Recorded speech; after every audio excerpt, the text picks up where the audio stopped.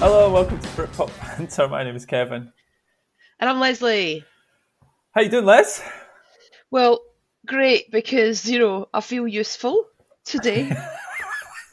For some Um, reason, you've saved the day with regards to this I saved recording. the day, so I'm renowned for my technical prowess, computer literacy, and just overall, just an all-rounder really. Yeah, So yeah. pleased that Jack of all trades, really. that's master of none, but it's good that I was able to just save the day to make sure that, this fine morning we can talk about Oasis. I know we've lost. We lost 45 minutes there, piss farting around trying to get that working. Well, you lost 45 minutes. I mean, as soon as I came in, we were up and running, and I reckon 2.5. Was it? It was your idea to fix it as well. Well done. I know, it's just amazing. I know. It's not just a pretty face. So on Facebook and Twitter, we're at Britpop Banter, or email us, britpopbanter@gmail.com. All views expressed on this podcast are 100% our own. And while we poke fun at Echo and the Bunnymen, we appreciate their talent and sacrifice to create these albums. This week, it's a biggie. This one is a biggie. I am so excited. So get comfy because this will be a long one, I think, and I'm pumped about it. It's Oasis SOTSOG. Gee whiz. Standing on the Shoulder of Giant. Les, last week, your pick, Editors, The Back Room. The Back Room, the editor. Do you know what I forgot to do is give you my rating? Did you? Yeah, I'm pretty certain because I listened to it back and I thought, I didn't actually see what I gave it out of 10. Just so everybody knows, because they've probably been, really worried about this for the last week. I would give it 8.5. 8.5. 8.5. For sure. That's extremely high for you. Yeah, I love it. Okay. But I think I made that clear. Yeah, it's funny, after we finished that episode, I had songs from that album in my head probably for about just 3 or 4 days solid until I started doing our homework. And there's some good songs on there. I tell you what I didn't do after the music episode is have any of their songs in my head. No. So that tells me that the Editors ranked slightly higher. So I was probably a bit harsh with my 5 rating. You were massively harsh. You were just doing it deliberately because I slammed Athlete. I'd probably A little have. bit. I'd probably have. You were. You're being a baby. I'm a professional, Liz. Professional. Had we have done the Editors in about 4 weeks' time, and you'd forgotten about Athlete, it's just too raw. There was a couple of people who agreed with me about the Back Room, and There was one. And let's be honest, we've discussed that person's taste in music already. Speaking of taste in music, the challenge. Oh, God. Andy, seriously, mate. Just give it up. I mean, we're going to go through it professionally, track by track, because you at least are owed that much. But look, just if you think you're going to send us a challenge again, take a little bit of time. Sit down, think about it. Have a couple of listens back to the podcast. Probably this episode's where I'm particularly harsh, and just go, do I want to do this? Do I want to publicly put myself through this? Do I actually think they will? Do I have any chance of them liking this band? Like, just even the slightest hope. If the answer to any of those questions is not yes, just don't do it. Don't do it. I mean, suggest it. Go, look, hi Kevin Lesley, I really like the band, blah blah. I'm not going to send you a challenge, I just wanted to tell you. And I'll go, that's nice. Thanks for letting us know. But when you publicly put it out there and you want me to actually listen to this, and you want me to take time, because this takes a good over an hour. Agree. Time is but a currency to me, Andy. Therefore, when it's wasted, Look, I can tell I'm not going to be as harsh as you. So yes, we have an Echo and the Bunnymen challenge. This is Andy's third challenge, and Dear God. he put together a playlist. So let's. And what was the other one? He gave us REM and who else? Oh, I can't remember now. I remember hating REM. Oh, that's going to annoy me. Okay, I can't remember. It was another one of these ridiculous bands. Right, shall we get into this then? So you got your notes Straight in. straight in. Let's rip that off. So it opens up with the cutter. Okay, can I just read you mine? Straight in. The cutter. I wanted to cut myself after 30 seconds of this song. 3 out of 10. Okay, this is how this is going to go. Oh. I didn't think it was that bad, and I thought it was I thought it was a nice introduction to the playlist. Not a bad song. 7 out of 10. 7? Keep going. Annoying and 80s was the other part of that after I cut myself. Lips Like Sugar. Whoa. Didn't like it, dash, lips like sugar, dash, gross. 3 out of 10. Oh God, this is the way the challenge is going to go. Again, not bad. Sounds like an upbeat The Cure. 6 out of 10. Awful. Think I Need It Too. Lips like sugar. It just made me sick. I'll tell you, anyway. Coming out of your lips is not sugar. I'll tell you that much. No, lips like sugar. Think I Need It Too? No thanks, 4 out of 10. You can't just write no thanks. Yeah, you can. What a professional right there. Yep. Not bad. Actually sounds quite modern and could be released today. The last minute is actually quite solid. 6 out of 10. Cool. The Killing Moon. Loved this song. That chorus is brilliant. Brilliant run home. Well done, Andy. I actually really enjoyed this. 8 out of 10. Knew the song already. Really like it. Great tune. Great vocals. Thank God for this. 7 out of 10. Hey! Nice one. Never Stop. My least favourite so far, probably as it's the most 80s sounding, and it was. It was 1983. 4 out of 10. Is this music or just a recorded conversation? I can't tell. I hate it. 3 out of 10. Is it because this is Andy's third challenge? Is it because you've been in isolation for a while? Or is it just you genuinely hate this band? It's really bad. It's just I've got my little sum up at the end. Okay. Which I shall explain. Okay. Bring On the Dancing Horses. Not bad, but not great either. Probably on par with the last one. 5 out of 10. No, I didn't mind this one. Upbeat, easy to listen to. 6 out of 10. Ooh, you gave a higher rating than me. I Want to Be There. Better and has some nice strings towards the end. Vocals a little bit dodgy here, but back on track. 7 out of 10. This one is okay. The last couple of songs have been actually okay. I've actually been thinking maybe he's going to have a solid finish. I've got my fingers crossed. 5 out of 10. 7 Seas. This is okay. It's not great though. Kind of annoying chorus-wise. 5 out of 10. Throw this song out to the 7 Seas and never fetch it back. 3 out of 10.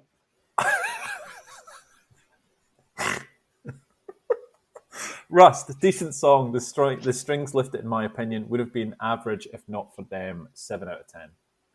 I've put not the worst. Probably in the top 3 or 4 tracks on this list. 5 out of 10. Okay. The Back of Love. Really don't like this song. There's a bit that sounds like the Psycho stabbing scene.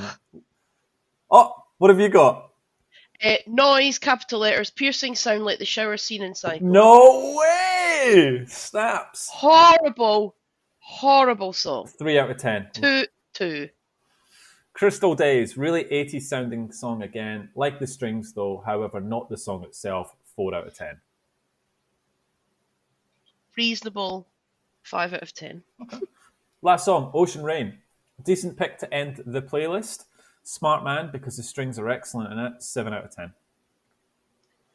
Really boring. What a bad way to end this already terrible playlist. Thanks again, Andy. Appreciate your effort. 4 out of 10.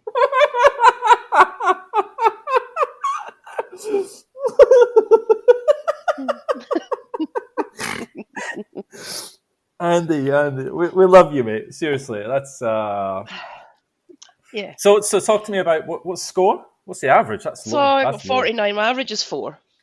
Average is 4 out of 10. Mine's is Yeah. 5.75. So round it up, 6 out of 10. So just to sum them up, now, now again, they're technically fine. They're obviously good musicians. They've obviously written a ton of songs. Yep. There's a lot of people that like them. Uh-huh. They're just really average. There's nothing that nothing stands out. His voice is a bit annoying. I don't understand. I just don't understand. Is that it? Echo and the Bunnymen, Les. I just don't understand. Don't understand. I just don't know. I really actually think because okay, so I'll give you a bit of an example. So there are so recently, because obviously we're in isolation a lot. I've been drinking a lot, not gonna lie. So it gets to probably just after dinner, and then I'm trying not to watch tons of TV and try and do other things like, do like trivia or play games. Like I've got like different types of board games. I bought dominoes. They just arrived yesterday, and I'm so excited. But anyway, and so what? But when I'm doing that, I'm trying to have different music on. So obviously we've got all of this, obviously the research we do for this. But then Spotify, Spotify does like the radio. Sometimes I go like, I love myself a little bit of Fleetwood Mac, love it. So you put Fleetwood Mac radio on, and then you get all these bands from that era, so from like the 70s. And some of them you like and some of them you don't like, but it's actually nice to remind yourself of music that you're not that familiar with from decades gone by. I've done the same with the Beatles. I've done the same with other types of bands of a similar ilk. And you find some gems. And you go, do you know what? It's not. There has been such great music all across various decades, right? And bands that you've never really heard, and so some of them you have. This band has actually crossed a few of these decades. They have. And they've just never got any better. There isn't really a standout. They never appear in any of these playlists. They don't appear in any of the radio stations. There is no algorithm that's pulling this crap up. And so that's why I don't understand them. Right. God, that was a long 10-minute rant. That was good. Anyway, I like that. Thanks, Andy. Hope you're listening and you're safe and well and you're enjoying yourself and not crying too much. So, no.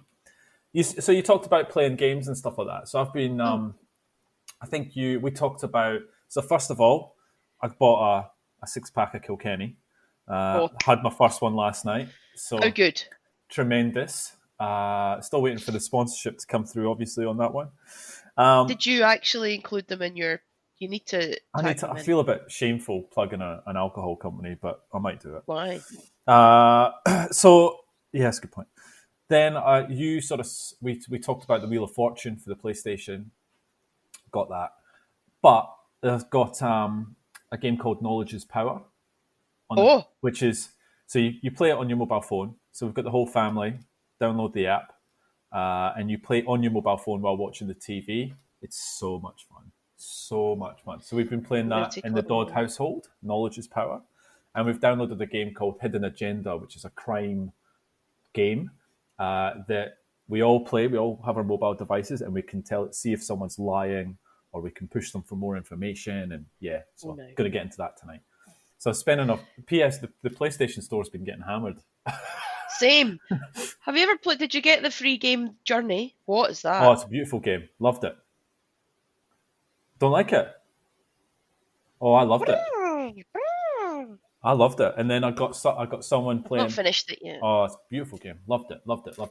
So you sound like you're doing okay. Yeah. Quite positive and upbeat in terms of isolation. Australia's restrictions, we reckon we're going to be in our 3 to 4 weeks before sort of anything main changes. They are opening up some of the beaches I saw. Closed them again. Oh, did they? Closed it back down. People just not paying attention. just sitting there like morons. Yeah, because they were only allowed to do exercise on the beach, and people rocked up and started sunbathing again, didn't they? Yeah. So, I but went and played a bit of golf. real golf, Yeah. are you allowed to play golf? Yes, of course you are.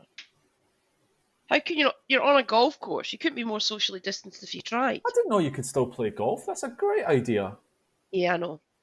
There's only 2 of you allowed to go to it, though. You can only be 2 at a time. Right. So I went. And there's only allowed X amount of people. I mean, because it's massive. You can't. There's no one near you. And the driving range. I mean, that's awesome. That's a really good idea. Yeah. So that was nice. Just gets you outside walking and doing something. Yeah. Very, very cool. And not around people. And in terms of injecting yourself with bleach or disinfectant, how have you gone trialing that?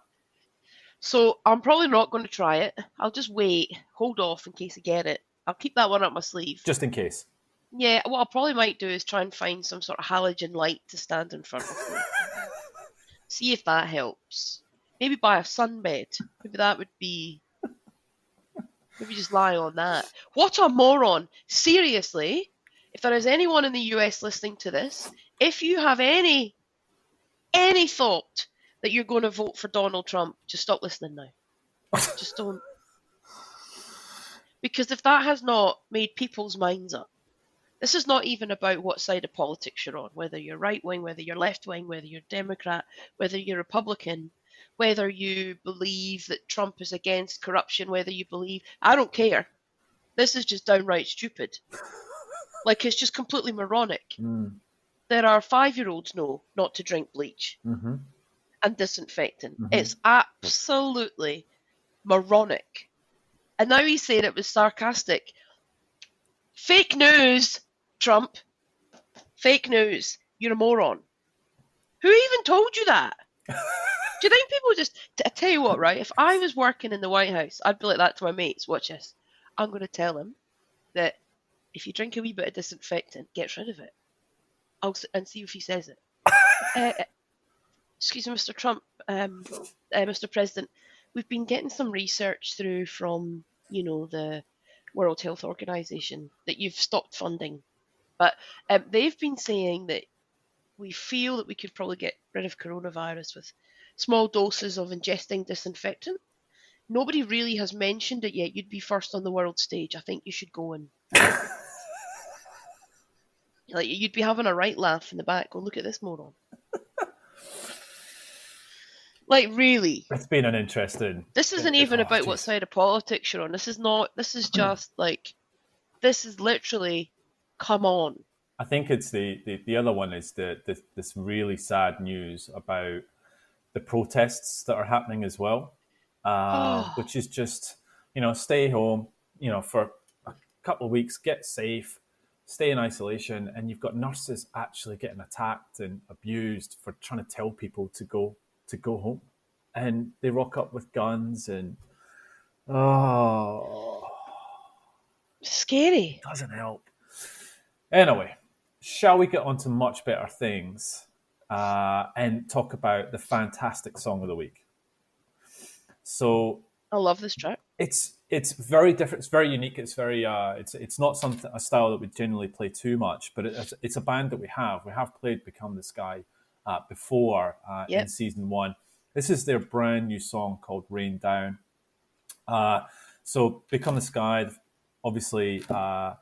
Reading out their sort of bio, it's beautiful, just like the song. They germinated in spring 2019 in fertile ground in between Liverpool and North Wales, carefully nurtured by Anne-Marie Howard, Joel Sawyer, Mike Sims, and Marcus May on drums. What did you think of the song? I really love it. It's different to their last one. I do remember the last track. Yeah. But great sound, unique band. I do love this section. We're just getting all sorts of different... It gives me hope that there's all this different type of music out there that needs to be heard, and hopefully, they can be a success. Yeah, I totally agree. And actually, one of the nice things is we've got quite a mix of different songs coming up over the next couple of weeks, which will be really good. for everyone to sort of hear. So, Become the Sky, Rain Down.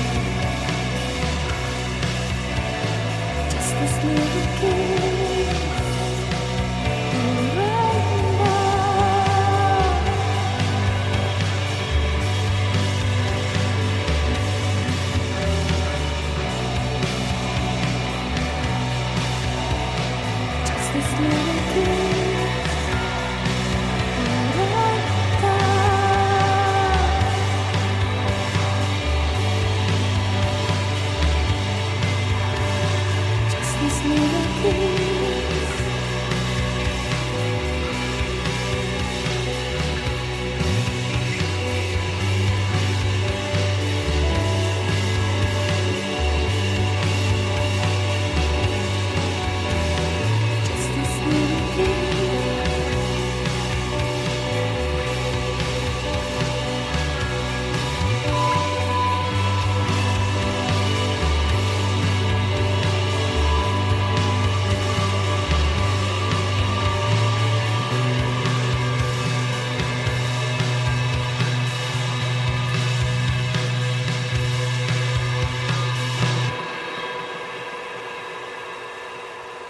Gorgeous song. Really, really nice. Thank you for sending that through. Become the Sky, Rain Down. Les says. Yeah.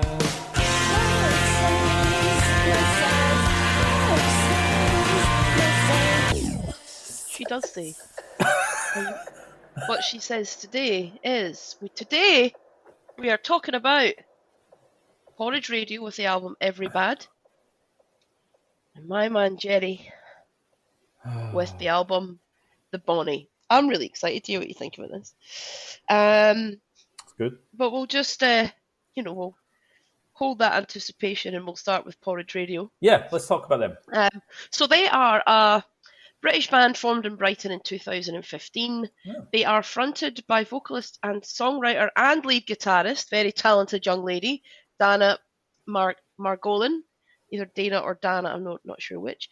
The other members are keyboardist Georgie Stott with bass guitarist Maddie Ryle and drummer Sam Yardley. The Guardian listed them among their top 40 new artists in 2018. Wow. And described their music as slacker indie. Whatever the hell that is. And this is their second album. Oh. They released a previous album back a couple of years ago, but this is their second album. It was released in March of this year. Reviews, so Pitchfork, 8.4 out of 10. Wow. The second album from the Brighton four-piece is the sound of a band mercilessly digging into itself with a stunning dynamic performance from singer-songwriter Dana Margolin. When Dana repeats her lyrics like incantations, I am charming, I am sweet, I'm bored to death, let's argue, you will like me when you meet me, it can be hard to gauge whether she wants to believe these facts or decimate them with irony. That is among the frictions that power Every Bad. The sometimes twisted, often transcendent, always incendiary album from the Brighton four-piece Porridge Radio. The band's once minimal sound, reminiscent back in 2015, has scaled colossally, transforming into a fever dream that lifts every song. Where 2016's debut album Rice Pasta and Other Fillers, recorded in the drummer's shed, had a dark streak, Every Bad is unabashed sorcery. Margolin's dusky voice and serrated riffs sometimes recall Polly Jean Harvey, sometimes the attack of early Karen O. Love her. But Porridge Radio has devised its own approach to guitar music. Every Bad is the sound of a band digging into itself. And on the opener, Margolin asks, what is going on with me? And she spends 11 songs excavating answers, turning them into melodies that hang gracefully aloft. Beautiful. Yeah, 8.4 from The Guardian. That's impressive. No. Pitchfork. Oh, Pitchfork. Sorry, Pitchfork, yeah. The Guardian's next, our pal Alex Petridis. Oh, good. What a guess. 4 out of 5. Wow. That is hard. The Brighton band's second album is spiky, strange, and uncompromisingly brilliant. Can they drag the avant-garde into the mainstream? Porridge Radio frontwoman recently gave an interview to the NME that took its headline from one of her quotes. I've always known that we're the best band in the world. Margolin went on to suggest the current burst of interest in her band was woefully belated. Obviously, we're really good and we know it. Where have you been? And that their destiny lay in performing to arenas and sports stadiums around the world. I want to be Coldplay, obviously. This swaggering bravado is standard practice from a certain kind of alt-rock band. The same gobby self-assurance helped propel the Stone Roses, Oasis, Kasabian on the front music pages of the press. The difference here is that every one of Margolin's statements seems to be accompanied by a roll of the eyes. Porridge Radio are a product of Brighton's fertile but subterranean DIY music scene. And whatever you make of all this, you certainly can't accuse the people involved of being fueled by vaulting commercial ambition. Every Bad is an album made by a band who are something of a contradiction. From a resolutely uncommercial background, they've somehow ended up making something that could be, and certainly deserves to be big, but without losing their strangeness. Okay. So 2 massive reviews there. Yeah. Huge. Big scores. I'm keen to hear, does Kev agree with them? or does he not? Okay. I tell you what, the emotion in this album is raw. It's really personal. It's powerful. The lyrics are really confronting and honest. You know, the intro, the very first song, Born Confused. You know, thank you for leaving me. Thank you for making me happy. Like, bang. Okay, wow. That's really. You know, the second song has my mum says I look like a nervous wreck because I bite my fingernails right down to the flesh. Like I'm a nail biter. Like so I just Same. so I just heard that and I went wow. You know, so there's a lot of really personal writing. Look, this isn't because the lyrics are really raw and punchy, and it's a very emotional, powerful, loud, almost punky sound. You get quite drained by some of the songs. It's not easy listening. The songs themselves are quite long. They're around the 5 minute mark, and you sort of, God, you're exhausted. And it feels a longer album than what it actually is. Right Mm. now, that's nothing to do with the band. That's me. I just found that the Because the album's only 41 minutes. yeah, but I tell you what, by the time I got to the second half of the album, I was spent. Like because it is so rocky, it's so aggressive, it's so punky, and the writing is so emotional that it just envelops you. But I was knackered towards the second of this. They remind me a little bit of Elastica, or should I say Mm-hmm. Wire, because just the raw guitariness to it and the lead female vocals. Look, there's some really good songs on this. Like I said, the intro, sweet. Don't Ask Me Twice. Long is my favorite song on the album. Beautiful song. Nephews is a good song. Pop's a good song. I think, sorry, Pop Song's a good song, and I think that's a smart placement because it's right in the middle of the album. It's a softer song, and it gives you a little bit of a breather. Couple of okay songs. Lilac. It kind of I'm not the repeating of I'm stuck on the song kind of gets to me a little bit. Mm-hmm. Circling. Homecoming song is a bit of a fizzer considering the rest of the album. Overall, I'm really glad we got to listen to this album. It's probably not an album I'm going to run back to because it is just so emotionally charged and that it's quite punky, which is not something I generally gravitate towards. But I did enjoy it. 6 out of 10. Hopefully, that's better than I thought you were going to give it. Yeah, Got to be honest. yeah. Thought you were going to have a crack at this. Um, Oh no, I'm so saving that. I'm the same as you. So I really enjoyed it, but in small doses. Yes. Right. So there are some albums that you can be working to, right? For example, you have one in the background, and then it repeats and it plays again. You haven't really noticed. You wouldn't do that with this. No. You, I'd also probably find out that I would dip in and out of it. So there are songs that I really like and I want to hear again, and there are other songs I'm not so fussed, Yeah. or I'd maybe just want to listen to a couple of songs from the album. I really like her voice. It's she's incredibly talented. This band are talented. This is they do in the last review there. They talked about how reminiscent of PJ Harvey and also Karen O. And I do hear I used to love the Yeah Yeah Yeahs, and they sound a bit like them. Okay. So I do I enjoyed that. Um, Again, just not one of those really easy listening type albums. You're not really it's not background music. Correct. You're either going to have it on or you're not. It's not just there, which isn't a bad thing. Look, songs. Born Confused. I think the album starts off great. I think that was a great track to start the album with. Agree. Don't Ask Me Twice. Long is a great song. Pop Song's tremendous. I genuinely love that song. I think it's just stunning. The last two tracks for me probably kind of let it down, I think. But yeah, look, solid. I hope they do make it big. This is their second album. Clearly very, very talented. I'm a sucker for a female vocalist. It's always nice. So it's get a point for that. So 7 out of 10 for me. Nice. All right. Okay. So look, we're very similar views in regards to that. Yeah. But I think this is a band that if you haven't heard of Porridge Radio, you should hear about this band. So Yeah. I think we should play something. What do you think we should play? Pop song. Okay, good choice. It would be either that or Long for me, but I think pop Yeah. song's a really good introduction to the band. So let's play Yeah. pop song. You take me home. I've got nowhere to be.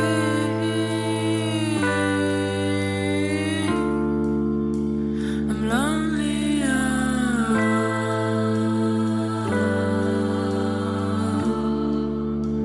I'm lonely.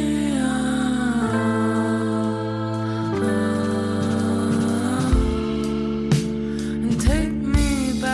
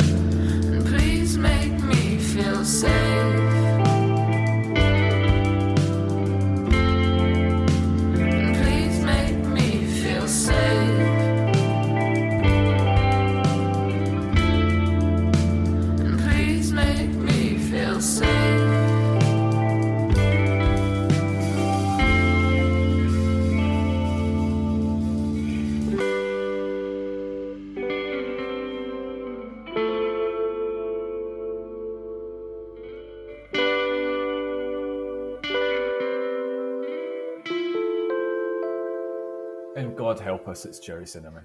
Woo-hoo-hoo!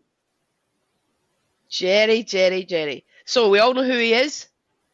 He's that little scampy Scottish fella that comes onto the stage with his guitar, isn't he? We seem to have Eh? a few of them kicking about at the moment. Him and Lewis Amazing. Capaldi. Amazing. So, look, this is obviously his second album. We covered his first album, and you hated it. Hated it. Like, hated it. Oh, God. So, this is going to be amazing. So, reviews, NME. You ready? Oh God. 4 out of 5. Idiots. 2019 seems like a lifetime ago right now. Going to a gig, going to a festival, and we saw him at a festival, and you can't deny it was fun. I'll read you my notes. Keep going. Going to a festival feels like a world away, but last summer when an unassuming Glaswegian croner stepped up to a massive crowd and the John Peel tent, Glastonbury's worst kept unsigned secret, caught fire. Gerry Cinnamon's sheer brilliance for finger-plucking strum-along anthems such as Sometimes, Lullaby and Belter resonated right to the back of the tent and beyond. That landmark moment not only saw Gerard Crosby's following UK tour sell out in minutes, but also tickets for his first stadium-sized homecoming show at Hampden Park gone in hours. When fellow working-class hero Liam Gallagher took Cinnamon under his parka for a heady tour down under, it looked like the beginning of the rest of the troubadour's life. Then unfortunately the coronavirus tsunami ensued and turned everyone's life upside down. While many artists put their albums on hold, the likes of Gerry, Dua Lipa and Laura Marling soldiered on and gave us some much-needed escape in these times of self-isolation. Cinnamon too took the decision to stay true to his word and drop his new album, The Bonnie. It's probably not smart to release during a lockdown when the shops are closed and everyone's isolating, but no chance I'm letting folk down, shrugged the singer-songwriter. Never gave a fuck about numbers anyway, not going to start now. My album's out on the 17th of April. I love him so much. Much of the album continues along a bittersweet path with nods to both Bob Dylan and Neil Young. For every anthem, Where We're Going, Cantor, Sun Queen, there's a sobering song, notably breakup ballad Roll the Credits, a tragic cinematic love song that offers little hopes. Thankfully, the outstanding When We're Gone reminds us of better times, a perfect partner to erratic cinemas. Sometimes this fist-punching festival anthem, In Waiting, is easily the best song on the album, and the track they'll constantly be on repeat on lockdown playlists. Elsewhere, the menacing spaghetti western-infused mayhem shows how far the Glaswegian songwriting skills have become. Opening with a lo-fi strum, the track bursts into a thumping widescreen banger. Sadly, the last couple of songs on the Bonnies disappointingly tail off and almost feel tagged on. Thankfully, there's more than enough on here to help us dream of better times ahead. Oft! Right. Guardian, 4 out of 5. I don't need more praise on Gerry. There's a narrative sound around Scottish songwriter Gerry Cinnamon that he has achieved his success, selling 50,000 tickets for Hampden Park Stadium in hours. A genuine phenomenon playing arenas across the UK without the support of the media. Which is true in the same way that it's true that Quentin Tarantino became rich and famous without making rom-coms. Both were choices, not circumstances forced on them. Don't compare Gerry Cinnamon to Quentin Tarantino. I had to read that part out. Amazing. None of the songs depend on production trickery, otherworldliness or mystery. Everything on the Bonnie is designed to be obvious enough that repeated listenings reinforce rather than alter perceptions of the song. That's not to say there's no cleverness involved. The way cantor gradually changes with the introduction of kick drum and tambourine, so its texture doesn't remain unwavering, is clever. And the addition and removal of that percussive momentum... A kick drum and a tambourine is clever. I mean, come on! It would otherwise have. His guitar patterns were unlikely to leave Johnny Greenwood thinking he needs to up his game, but can be most interesting, serious, and reassuringly direct. War Song Soldier twists compelling without ever tying itself in knots. His voice, a rich, true rasp that sounds untorted and unforced, carries the songs through their moments of weakness, but it can be frustrating. This is capable songwriting, but there's suspicion there's a songwriter who is very much more capable hiding away in there. Gerry! Kevin! What do you think of Gerry? I'm going to go first. Love Gerry. Fun, Scottish, relatable, food tapping, sticks in your head. You can't help but smile. You need it so much here. Songwriting's actually great. This is a far more mature album than his first, without a doubt. Cantor's an amazing song. Where We're Going, great song. War Song Soldier, Head in the Clouds. I agree the last 2 tracks aren't amazing. I have had this album on repeat. I have been smashing the wine and the beers, and I've had that on out in the sunshine. And I just love it. I just love it. 7.5 out of 10. I love it. I just love the story about him, and I said that the last time. You got to separate yourself from the man I do. and This the is story a better to album. the music. Yes, but you can't. What is there not to like? I love the fact he sounds in a Scottish answer. Only half of the time. Oh, that's a good impression. Love it. Oh God. All right, so this is what I wrote. Right, I like Gerry. I really do. Seems like a great guy. And when we saw him, he was awesome live, right? So we saw him, beautiful sunny day. He came out, he engaged the crowd so well. And it was really nice to see everyone just dancing in the sun to Gerry, who just gave 110%. The guy was awesome. Like, can't fault the guy at all. I must be the only Scottish person that doesn't like his music. 100%. You're the only Scottish person that doesn't like being Scottish. That's the problem. If we're all honest. Oh my God. It's good. It's so true. Oh, shut up. The worst Scottish person ever. Yeah. So the first listen, I kid you not, I got to track 3 and I went, I gotta take a break. I gotta take a time out and I gotta listen to something else and come back and start again. So I made a prediction last episode. This is going to feel exactly the same as his first album, and it does. It's exactly the same. There's no. It's not. Oh, he may have introduced a tambourine. No, it's not. It's the exact same sound. And it's, look, to be fair to Gerry, why would you change a winning formula? Why? You're obviously popular. People love you. You're doing really well. Keep doing what you're doing. And the second one, it's just a man with a guitar. That's it. Like, what more can I expect? This is the beginning of the rest of your life. Ding, ding, ding, ding, ding, ding, ding. You better start moving like you run out of time. As soon as that came on, the first track in the album and those lines, I was like, boom, I'm in. Get outside, get the Kilkenny open. Here I go. Have you got the lyrics in front of you? What does he rhyme with canter? This is amazing. You know it could be a canter if you were just a wee bit less of a wanker. More than half of the time. Ding, ding, ding, ding, ding.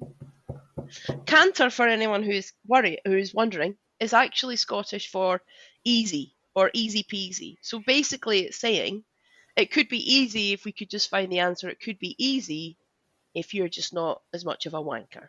So, Deep, honest, poignant. I'd use the word poignant. You can't use Gerry and poignant in the same. Now you just wind me up. Right. So here's the thing. Okay, I was really harsh on the first album because the thing is I just don't like the music, and that's just me. You just don't like fun, Kev. That's it. I'm an anti-fun. Where We're Going is it is a lovely song. War Song Soldier, great song. The Bonnie's lovely. I've said they're okay. Canter, tell me you don't put Canter on and you don't smile. It makes me very unhappy, that song. Very unhappy. Are you serious? Yeah. But I tell you what, I did enjoy. There was one song that I liked, and it was Sun Queen. I quite liked that song. Unusual. I thought that's a bit different. Not bad. Like that. Look, so in summary, it's the exact same. If you're looking for more of this first album, brilliant. Gerry, can't fault you. You're doing really well. Keep doing what you're doing. Ignore me. I'm just a miserable old git. Absolutely. 4 out of 10. That's insane. I don't like it. This is the beginning of the. But I tell you what, I'm not. But I tell you what, and we talked about this. Now, I don't have anything against Gerry, so I want to play some Gerry, right? Right? So I apologise to anyone who's gone, don't be soft, Kev. But I think this is important. I think everyone needs to hear Gerry Cinnamon. Right? What song do you want to play? I want to play Canter. And I want the people who don't listen to that and smile. If you listen to this song and you don't smile, You need to have a serious word with yourself. So look, this is how we work, right? When we play a song, we pay for it, right? So I am going to pay money to Gerry Cinnamon to play this track, right? Take my $1.79 or my $2.19, depending on the price. Gerry, that's no hard feelings, mate. No hard feelings. Keep doing it. Thanks for cheering me up in ISO, Gerry. So let's play Gerry Cinnamon with Cantor.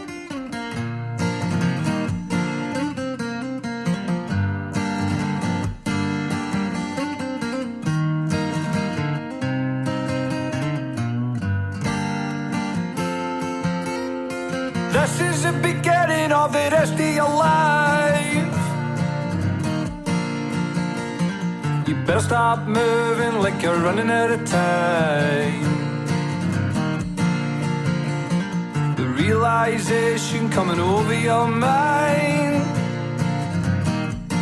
that it should be a canter. If you could just find the answer, you know it could be a canter. If you're just a wee bit less of a wanker, more than half of the time.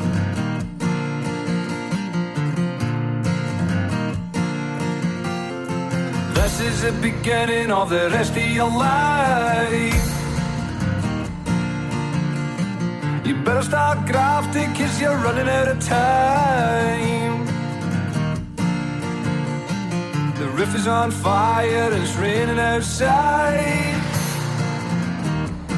but it should be a canter. If you could just find the answer, you know it could be a canter. If you're just a wee bit less of a wanker, more than half of the time.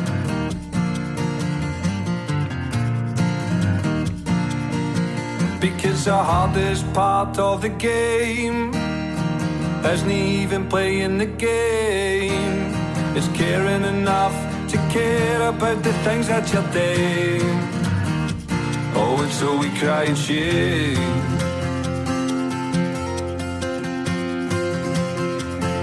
Here comes the rain.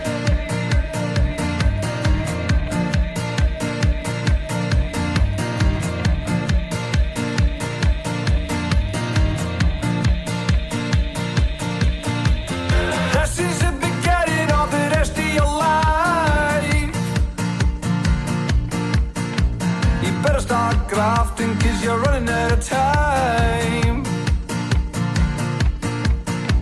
The river's on fire and it's raining outside, but it should be a canter. If you could just find the answer, you know it could be a canter. If you're just a wee bit less of a wanker, more than half of the time.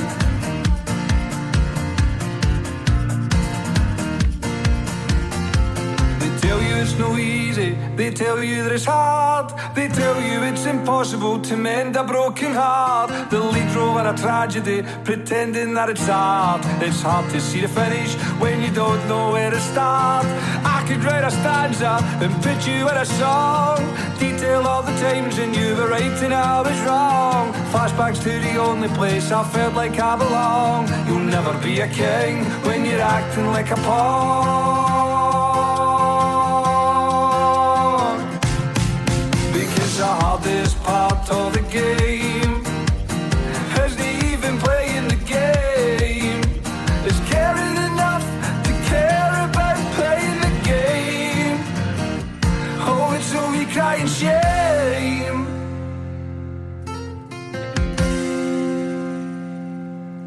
Here comes the rain.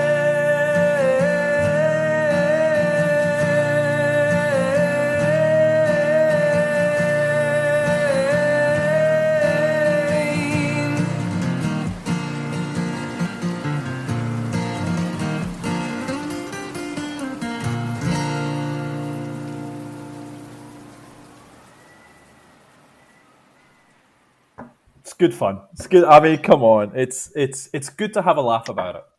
I'm happy it makes you happy. Better than half of the time. It's just because he's so Scottish. So Scottish. Do you know what? Oh, I mean, the problem that he's got now, right, is what do you do with your third album? I mean, and genuinely, I like, what do you do? Because a lot of just these, write another 12 songs. songs, Cantor, I think was released middle of last year, right? And is only now making it into a 2020 album. So where do you go now? For, I mean, how? It's not going to be Radiohead, is it? No. Interestingly, that's a good segue into what's next in homework. Oh, what have we got? So next week we've got Mystery Jets Oh, with the album A Billion Heartbeats. ah, right.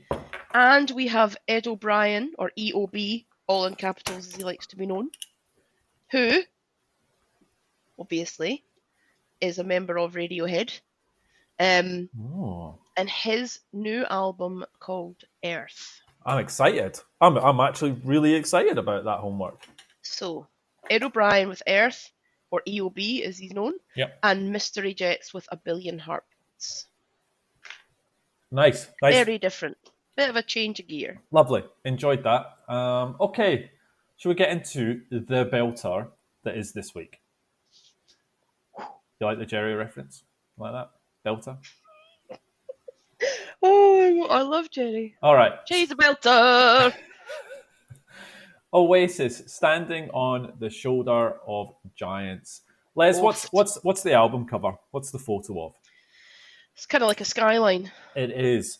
So it's a photo of the Manhattan skyline taken from the rooftop of 505th Avenue.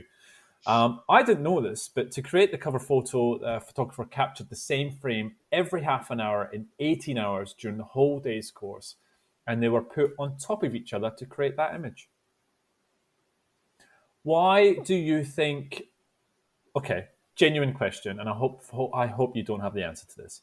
Why do you think they chose that? Because they're a very British band. Why do you think they chose an American skyline as an album cover? Because they wanted to sell albums. Okay, that's a really... Yes, in America. They wanted to be big in America. Do you know what Liam Gallagher said about it? What? Guess what old mate Liam had? Oh, it's going to be amazing. I thought I'd pay you respect in that before you blow it all up, said Liam on MTV 2000.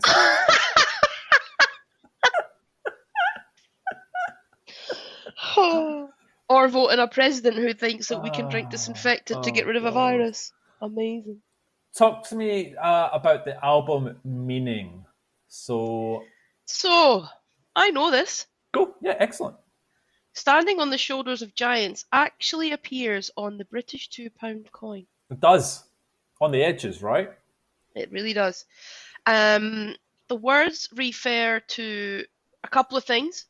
So, Isaac Newton, around his work on gravity, and indicate the modest way in which he described his success as being based on the work of his predecessors, because it's actually it's Latin and expresses the meaning of discovering truth by building on previous discoveries. Yep.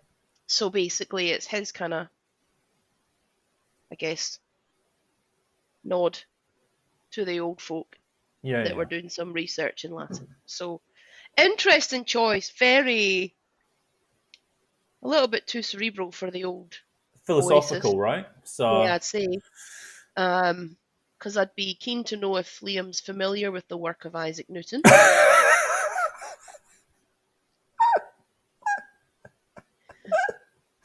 So, you know. So do you know how he... So Noel saw the quote on the side of the £2 coin. Mm-hmm. So the £2 coin came out in 1998. And Noel was in the pub, liked it so much, wrote it on the side of a cigarette packet while he was hammered. When he woke up, he'd realised that he'd actually written it without an S on shoulders. So it's standing on the shoulders of giants, but he wrote it standing on the shoulder of giants. So it stuck. The term standing on the shoulders of giants has been used in heaps. I've only known it through this album. Not a big follower of Isaac Newton's work, obviously. But it was used in Jurassic Park, the movie, Big Bang Theory, X-Files. REM used it in a song, and it was in the game Portal 2. Do you watch The Big Bang Theory? Can I tell you something really interesting about this show? Yep. It's actually not interesting. It's really interesting to me. I do, well, not now, but did do a lot of flying. And I would find it all the last hour of my flight, especially international, I always like to end my flight with a couple episodes of Big Bang Theory. Don't watch it anywhere else. Not my house. Really? Only in the air. Because it's kind of funny, it's kind of comforting, and it always just has that perfect amount of time from when they say you're about to descend till you actually land. Oh. That is, yeah, okay, so you've never, well, it's on Netflix, the entire show, you've never... I think it's funny. I think Sheldon's hilarious. Yeah. I think you're Sheldon. No! A little bit. No. Anyway, the reason why we're talking about this is that in The Big Bang Theory, did you ever see some episodes with Professor Proton? One of the best characters ever. I don't think so. Oh, it was Professor Proton. It was one of the guys that Sheldon watched on TV as a kid, and it helped him become the scientist that he is now. Anyway, Sheldon basically said in one of the episodes that Professor Proton helped an entire generation of young scientists was standing on Professor Proton's shoulders. So it's been referenced a fair amount of times in the old media. So the album came out very early, 28th of Feb 2000. It's Oasis's fourth. Its previous album was Be Here Now in 97, which we have covered and is probably one of the longest ever episodes we've done. I kind of feel this is going to go the same way. And I can't wait to talk about what you think about this versus Be Here Now. Ooh, can't wait. Right. So what followed it? Heathen Chemistry in 2002, which got to number 1. The label was Big Brother, which we'll talk about a little bit later. And it was recorded in a heap of places. Supernova Heights, Wheeler End Studios, Chateau de la Croix. Totally got that wrong. The producer, they had a new producer, which we'll talk about a little bit later, Mark Stent, otherwise known as Spike. He has an insane career I'll talk about a little bit later on. But Massive Attack, Mezzanine, U2 Pop, Spice Girls Pop, Bjork Homogenic, Manson's 6 album as well. 47 minutes. This is where Kev gets a little bit upset because it was 10 tracks and probably the first album I ever bought with just 10 tracks. And so for me being the tight bugger I am, was quite upset by that. However, I'm happy with the length of the album. Okay. Just to let you know, how long was this in the charts for? You know, how long was this in the top 100? And what I'm going to do... Can I guess? Yeah, go. 56 weeks. That's very close. Let me give you this, right? Definitely maybe 353. What's the Story Morning Glory? 431. Standing on the Shoulder of Giants, 35.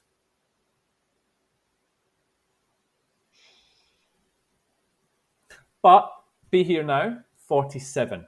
So, you know, you can't really, you know, Be Here Now set a bit of a precedent. Are you ready for the charts? Yeah, pumped. All right. They're going to be rubbish, eh?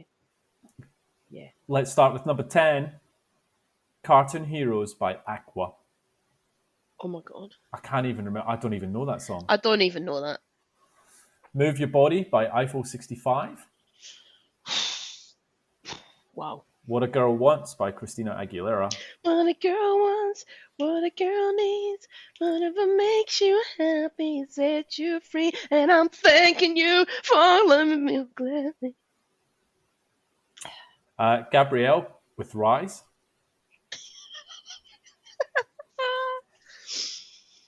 No. A1, Like a Rose. No. What? No. Money. It's going to be awful. Money by Jamelia. No. Caught Out There by Killis. Killis. That's a great song, Caught Out There. Is it? I wish I could remember how to sing it. Yeah, it actually is. She's quite cool. Okay. Show me the meaning of being lonely. Show me the Meaning of being lonely. Oh, Christ. Moving Too Fast by the Artful Dodger and Ramina Johnson. I absolutely love that song. Oh, you're moving too fast, and I don't think it's right. I'm not giving you my love tonight. No, ooh, I'm love it. Brilliant. Still listen to that. And number one is a cracker. I love this. Pure Shores by All Saints. Great song. Great song. Off the Beach soundtrack, which is a great soundtrack. It's the close. Great movie. It's the closure. The closing song to Fatboy Slim's Brighton Beach set. Oh, just top-notch song. Good top 10. Albums. Baby One More Time by Britney Spears.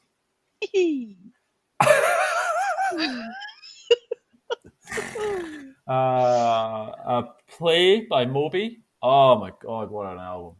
What an album. What an I had that in album. my top 10. You forgot about that album. did. I didn't. Daisies of the Galaxy by Eels. Oh, I've never listened to that. What was the one that everyone knew? Beautiful Freak. Beautiful. Didn't you have that poster? I had the poster. I loved that album. Smashing Pumpkins with Machina, the Machines of God. Macy Gray on How Life.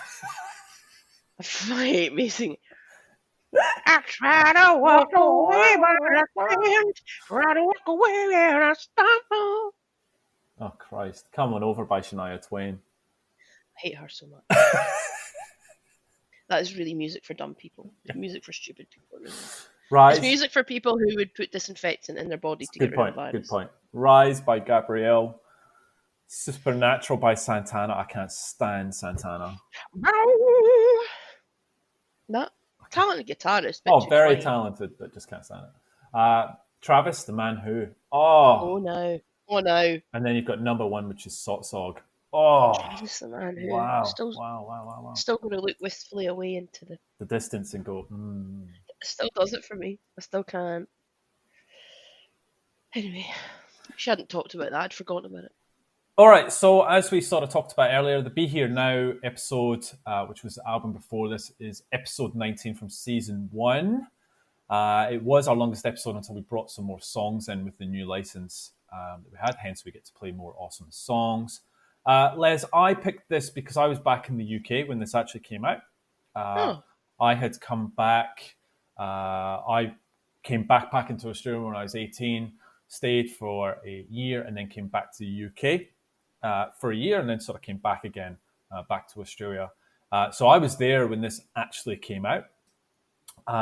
And this is an album, I would say, in a weird, and this is going to blow your mind, I would say this is the Oasis album I listen to the most. Wow. Yeah. I can tell you right now, it's not the one I listen to the most. Yeah, so this is where I want to get to with your... Where were you when this album came out? I would have been year 2000. I'd have moved to Edinburgh by then. I'd been at uni. Uh-huh. I was in Bute. And you told us the story about where you were for Be Here Now. Where were you when you bought... I mean, was there such a hurrah around this album, or... Yeah, there was, because I've always been excited by the release of any Oasis album, apart from probably, if I think about it, if I think about my levels of excitement, I started to wane. I don't even know if I went out and bought Dig Out Your Soul. Oh, wow. Like, I don't know. So where were you for this one? So you were at uni. Yeah, I bought this. I was excited for this. Right. Because as you know, I was a fan of Be Here Now. People can say what they want, whatever else, but I loved it. Yeah. And so I was excited for this album. When I bought it, first listen, I was happy. Okay. There were a couple of tracks that stand out, and we'll talk about those when we get to the tracks. But it became... The singles became overplayed, and I'll talk about that and so then I found it annoying. Okay. Because it was probably their most commercial album, probably most accessible album, and a bit, yeah. Oh, the dismay already. I can feel it coming through the phone. Oh. Yeah. Look, this album for me, I know it gets beaten up a lot, and we'll come to that, which is, I'm weird. I'll always pick the stuff that generally people don't Woohoo! tend to like that much. But, this album has one of my top 3 Oasis songs ever, which I'll talk to. This has been one of my favorite episodes to research because there's just so much stuff going on for Oasis at this time. And the whole thing, this will blow your mind as well, or maybe it won't, but we've asked for listener nominations, right? Got Yep. heaps come through. Not one person picked this album. That doesn't surprise me. Not one. No, That doesn't surprise you. not one bit. Wow. Okay. Right. So let's start with Creation Records, headed up by your boy, Alan McGee. Did well for himself, didn't he, Alan? Well done. So he started Creation Records in the 80s with the Jesus and Mary chain, following up with other bands such as Primal Scream, My Bloody Valentine, and Teenage Fan Club. In 92, he sold half of it to Sony, and at the point they were apparently on the verge of bankruptcy, they hit the jackpot with Oasis, and the next few years made absolutely millions. So this is from The Express. McGee doesn't remember anything he got up to. The year 1993, for instance, is a blur, a distant, hazy fudge. Brilliant. The bits I remember are good, and I remember weird things that nobody else remembers. We lost money on our first 11 records. Then we got Jesus and Mary Chain and put out My Bloody Valentine and House of Love. I was still only 27 at that point. When it got to Screamadelica, I was only 29. I started in my early 20s, so I'd been around. He left Creation in 99, and Primal Scream's Exterminator album being his last. By the time he had finished working with the Boo Radleys, My Bloody Valentine, Teenage Fan Club, Saint Etienne, Super Furry Animals, House of Love, Ride, Bernie Butler, Bob Mould, Echabelly, The Cramps, Felt, The Pastels, The Loft, The Weather Prophets. In fact, we probably should do an episode on Alan McGee. Right, we probably should, because it's quite the roller coaster for him. Was it the Boo Radleys that Andy gave us? It was! Oh, Yeah. I reckon it was. Yeah. Wow. Anyway, don't want to bring it up again, Andy. Sorry. Carry on. So what did Oasis think? So he left Creation in 9, so what did Oasis think? From Muse. He was very concerned that we hated him, smiled Knowles. No. I was going, if you don't want to fucking to do something, then don't do it. He started the record company 18 years ago, set out to sell millions and millions of records, to sign the best rock and roll bands in the world. I said, you've done it. You've got nothing left to do, so what's the point? He said that's exactly how he felt. It'd be wrong for him to stick around if his heart's not in it. So with Creation Records folding, Oasis kind of had a problem around, did they find another label, or did they set their own up? Anyway, we didn't want to put our album out on a record label that is like a ghost town when you walk into the fucking offices. Was anybody there going to really give 100%? Was anybody really going to be arsed? So with Alan leaving Creation, Oasis started their own label, and you got this right on the quiz. It was Big Brother, and re-released their entire back catalogue, plus all of the future albums, selling 4 million albums. The only one they didn't do was Dig Out Your Soul. So in 2008, they signed a deal with Sony BMG that allowed Big Brother to release their next 3 albums, as well as their entire back catalogue, in a profit-sharing scheme with Sony. However, they only got to Dig Out Your Soul before Oasis split up. So really, they only got 1 album out of the 3 deals that they were supposed to get through Sony. A couple of people left. Bonehead left, and Griggsy left. What do you know about that?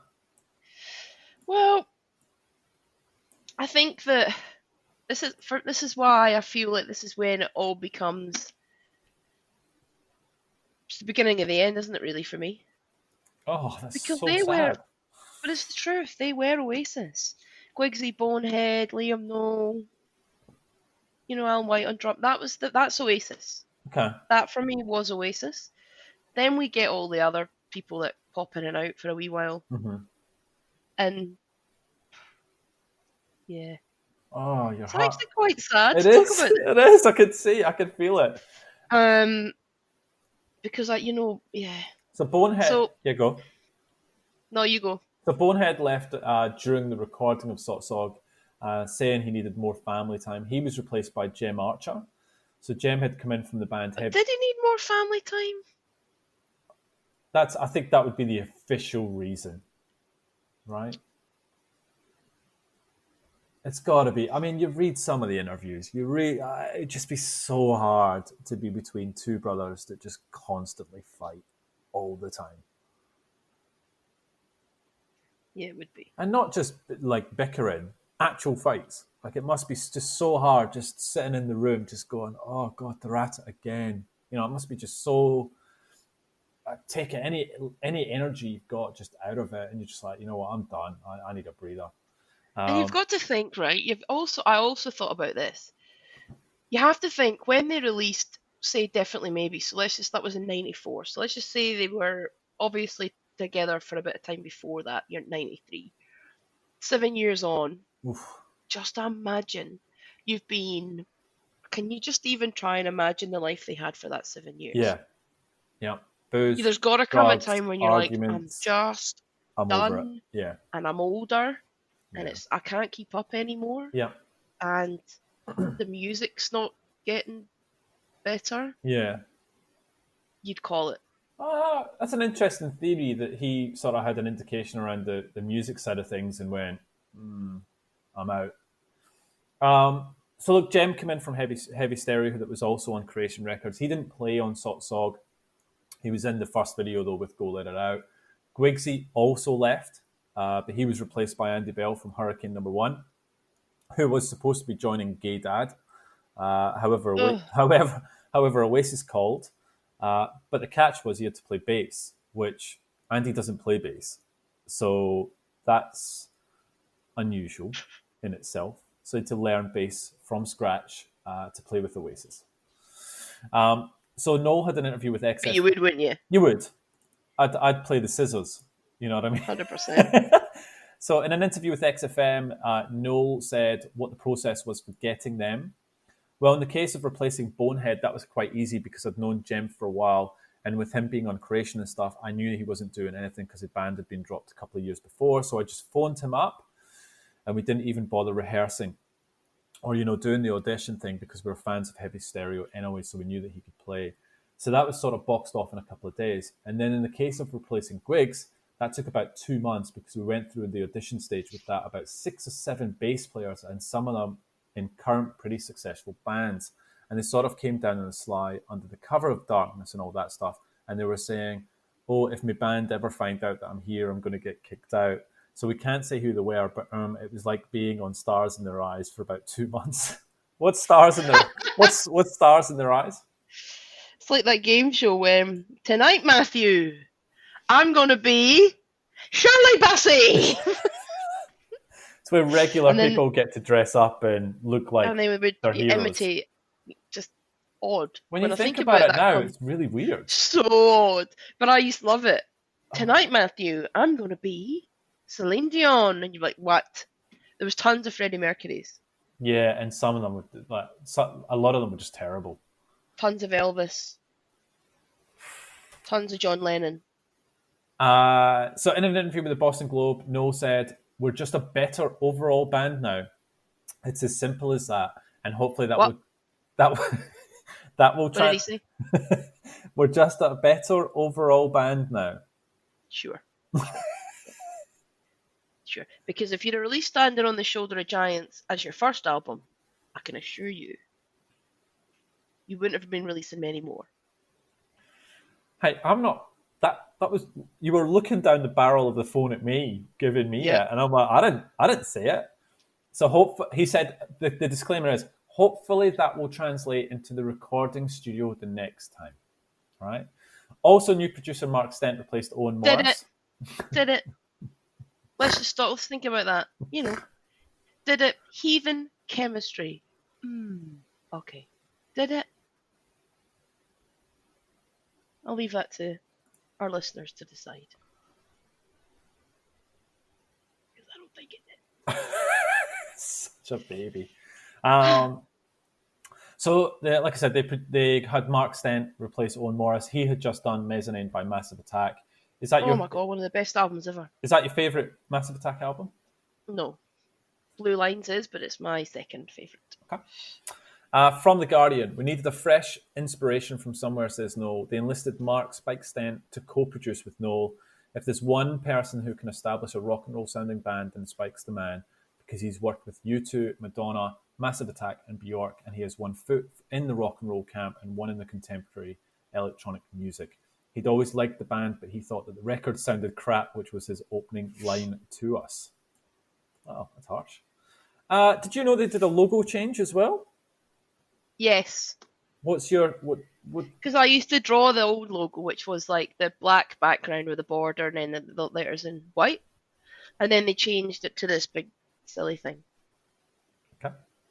I didn't even realise it had happened, but yeah. Their old logo is just so synonymous with them, and it's just, I feel like the whole thing, like it's just, Oasis were, after Be Here Now Then, a different band. Okay. Like, and all musically, line-up, logo, Look. the whole thing. You're right. And I sound like some, like, you know, one of those, like, Back real, in my day. Yes, I do.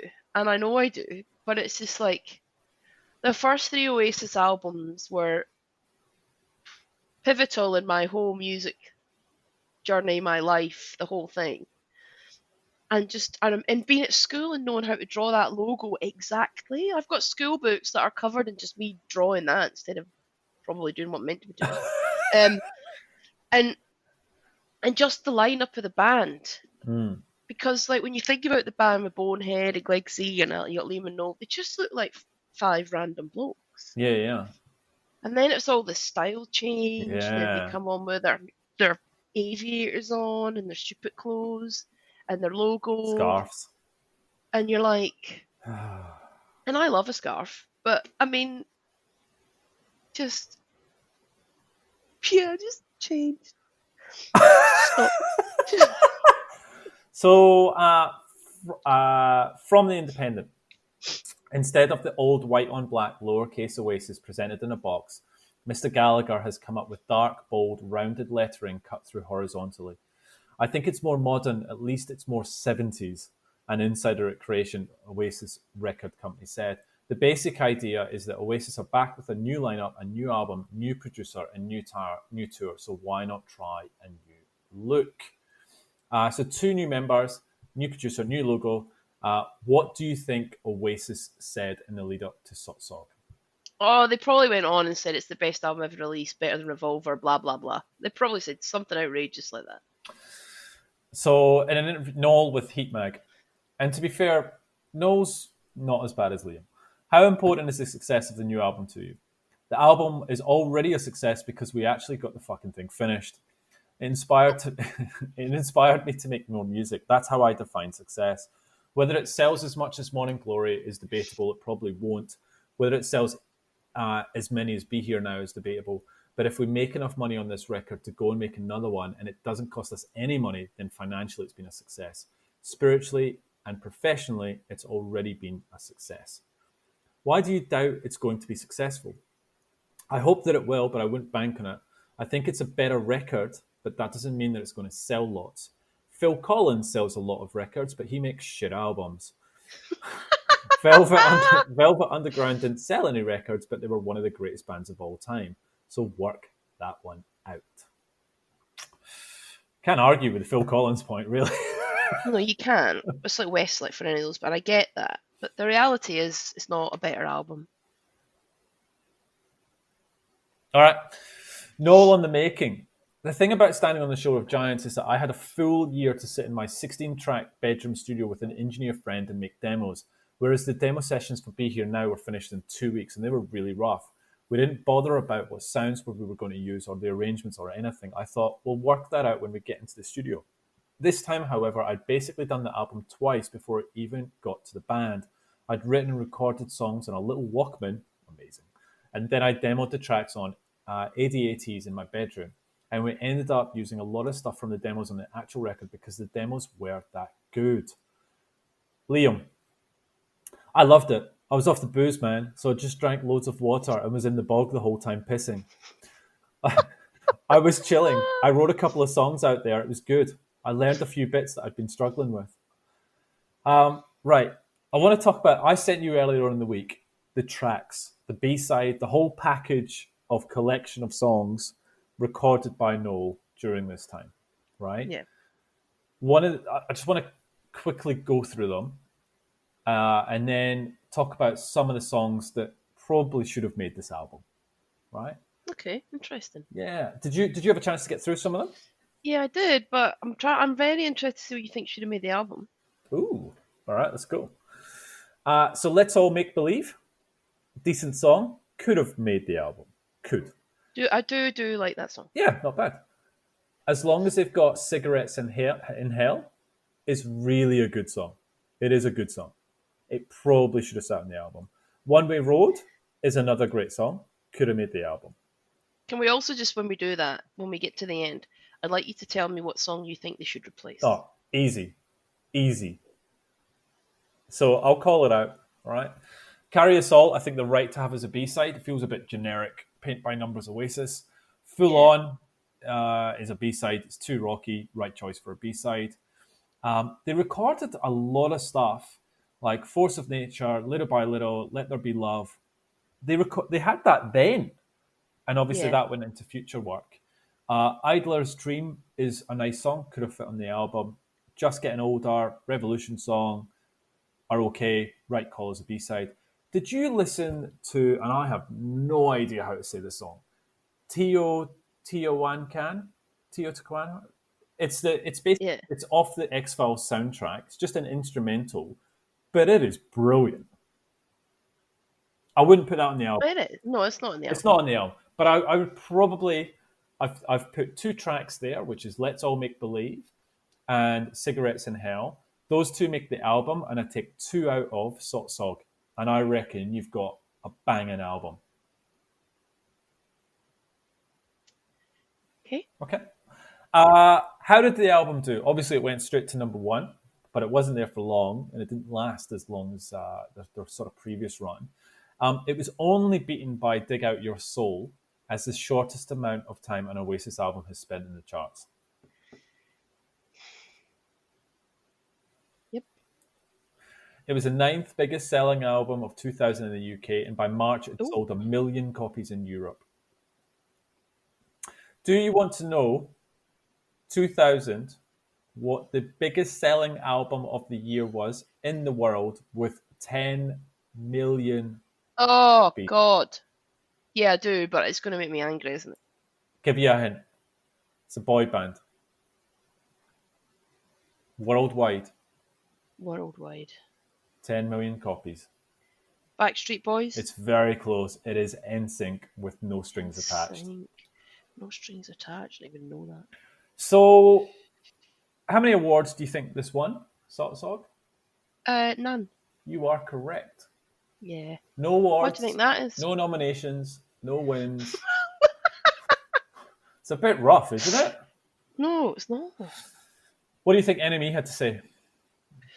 Oh, no. Probably something along the lines of new start, new lineup, new this, but not good music. It's not bad. 3 out of 5. It is, one is bound to say, a transitional work. The album Oasis had to make to prove to themselves as much as anyone that the desire still lies within. That mission is accomplished, just about. However, how they choose to approach the next one remains to be seen. Austin Chronicles 2 out of 5. Hilarious. Their convoluted self-belief just isn't funny anymore. Unless you want to laugh at them, as many have on the most maligned track, Little James. Liam's first songwriting effort. In truth, the song captures the spirit of what Oasis do or did best. Silly, simplistic, sing-along songs with hand claps and na-na-nas. Sounds like Gerry Cinnamon. In the final analysis, this album is far better than the last. Ooh. But far worse than the first. And nothing's as good as the early B-sides. Boys, where have all the good times gone? What do you think Noel said about the album in 2011? Good old Noel. What did he... He can go one of two ways. He either really massively backs himself ridiculously, or then he just criticises it. Like, there's never like yeah, it was an okay album. I'm glad I released it. It's either this was the best album ever released, and anyone who didn't like it is an idiot, or don't know what I was thinking. It's shit. If I'm going anyone to think hasn't he said seen the Noel's latter. commentary on all of Oasis's videos on YouTube, go and watch it. It is brutal. He just rips apart everything. So, he said to Grantland Mag in 2011, "We should never have made Standing on the Shoulder of Giants. I'd come to the I knew it. It's always one or the other. I'd come to the end. At the time, I had no reason or desire to make music. I had no drive. We'd sold all of these fucking records and there just seemed to be no point. I went ahead and did it, even though I had no inspiration and couldn't find inspiration anywhere. I just wrote songs for the sake of making an album. We needed a reason to go on tour, but at the time, I wasn't thinking like that. However, we all thought the song Go Let It Out was good. So after this, you had Heathen Chemistry, Don't Believe the Truth, and Dig Out Your Soul. Now, in the earlier sort of Oasis conversations, we've talked about you basically ranking the albums as they've come out. Has that changed? So this would be number 4. Yep. I think Heathen Chemistry.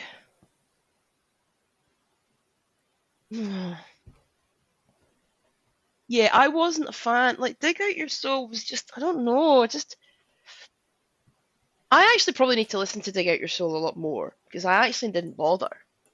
Oh, maybe that's an episode in itself. Me and you like visit the last Shock of the ever Lightning Oasis album. Was a good song. Falling Down's a great song. Don't Believe the Truth. They had Lila on it. The Importance of Being Idle, which I hated. I didn't like Lila either. Yeah, I would probably say so. Heathen Chemistry has some good songs on it, but I would probably still nudge SOTSOG ahead of it. Okay. So yes, I probably still do have it in that order. So they broke up obviously in 2009. Liam did BDI, which means you've never spoken to. Then he went solo, and of course Noel has done his High Flying Birds, which he's still doing well with today. What do you have anything else on the album or itself before we get into the tracks? I do. Go on then. Just my personal thoughts. So when you said this was one of the ones, when we first started this, I thought we're going to talk about very different bands that we probably haven't spoken around in the first series. And then you were like, we're going to do this one. And I was like, So instant reaction was so happy to get to talk about Oasis again. So then, and I hadn't listened to this album for a long time. Put it on, and it's like familiar friend. Okay.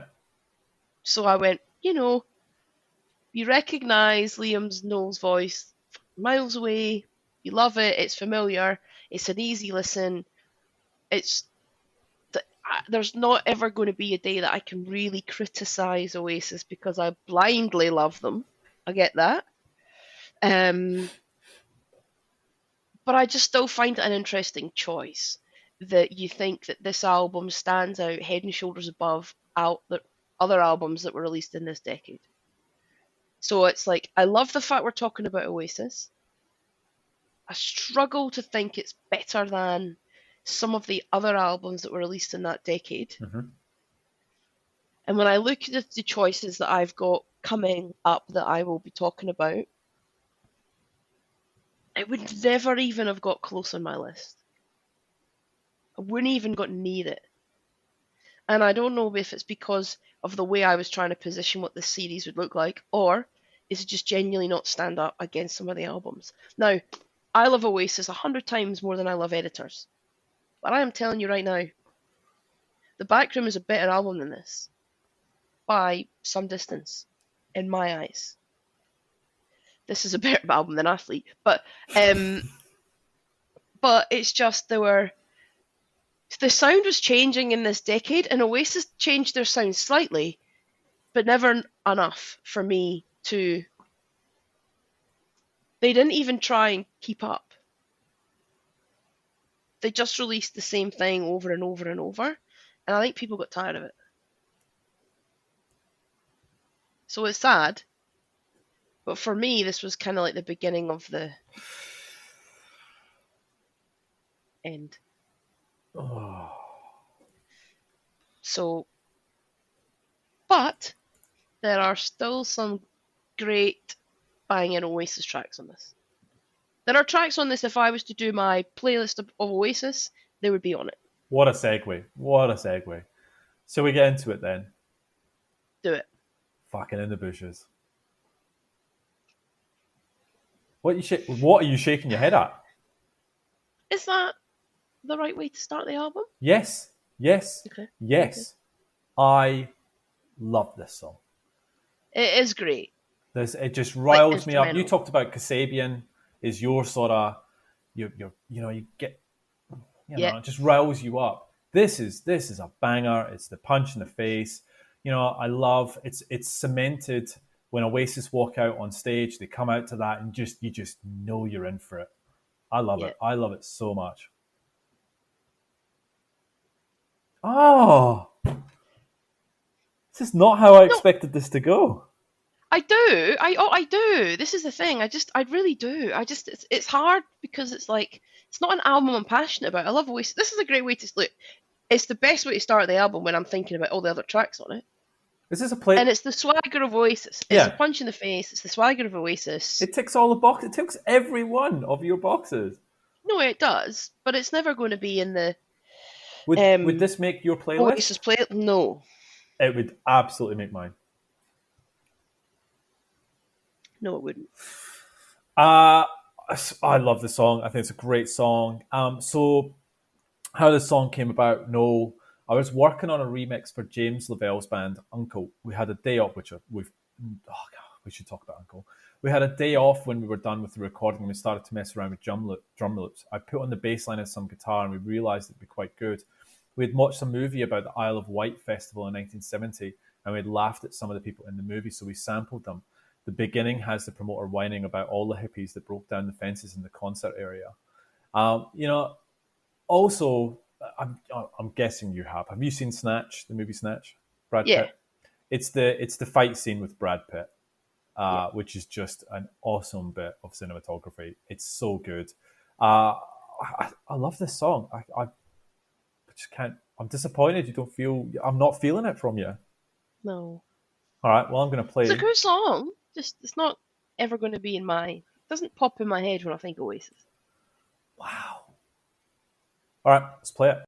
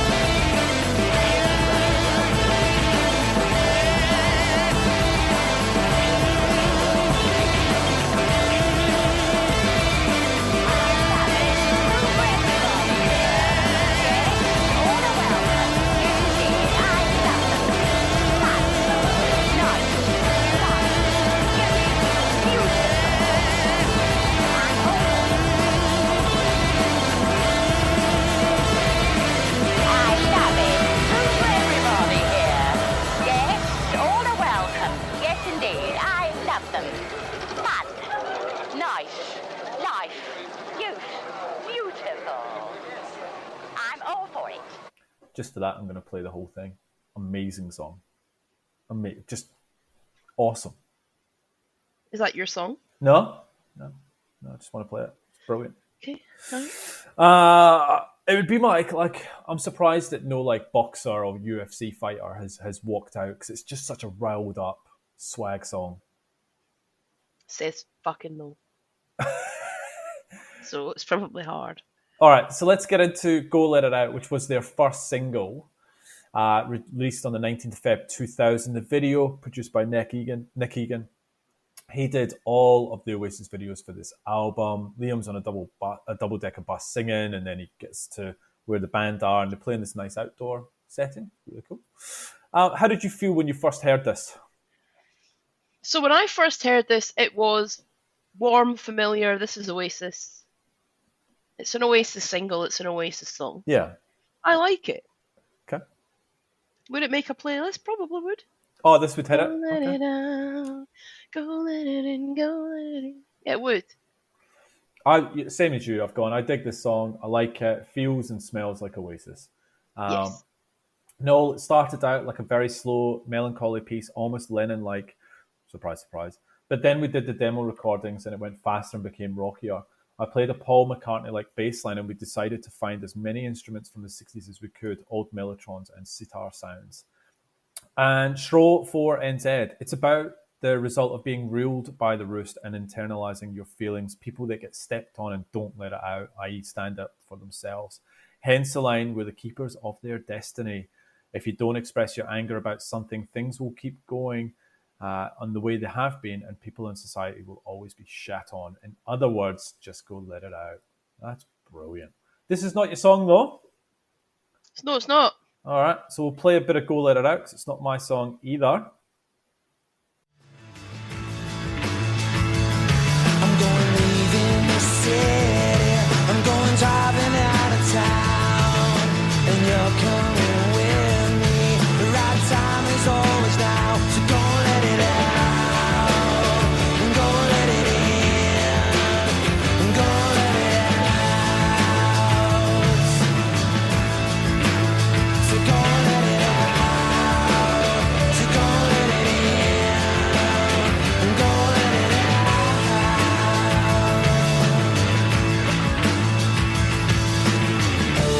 Is it any wonder why princes and kings are clowns that caper in their sawdust rings? Ordinary people that are like you and me, we're the builders of their destiny. It's very unusual just talking about Oasis and not hearing your passion coming through like it normally is. I know. So It's I'm trying. No, don't try. I mean, it is what it is, right? If I am more attached to this album than you are, and also you're probably looking at it from the other way, which is this is really the downfall, or where you said it, where it turns the corner for Oasis, right? Yeah. It The does. band didn't feel the same. Two of the members leaving, and No. Who Feels Love? Second single, number 4. It got to in 29th of April 2000. Very simple video with the band all walking and singing in a desert. What did you think of Who Feels Love? Bit better? I really like this song. Oh, yeah, I good. really like this. Yeah, it is.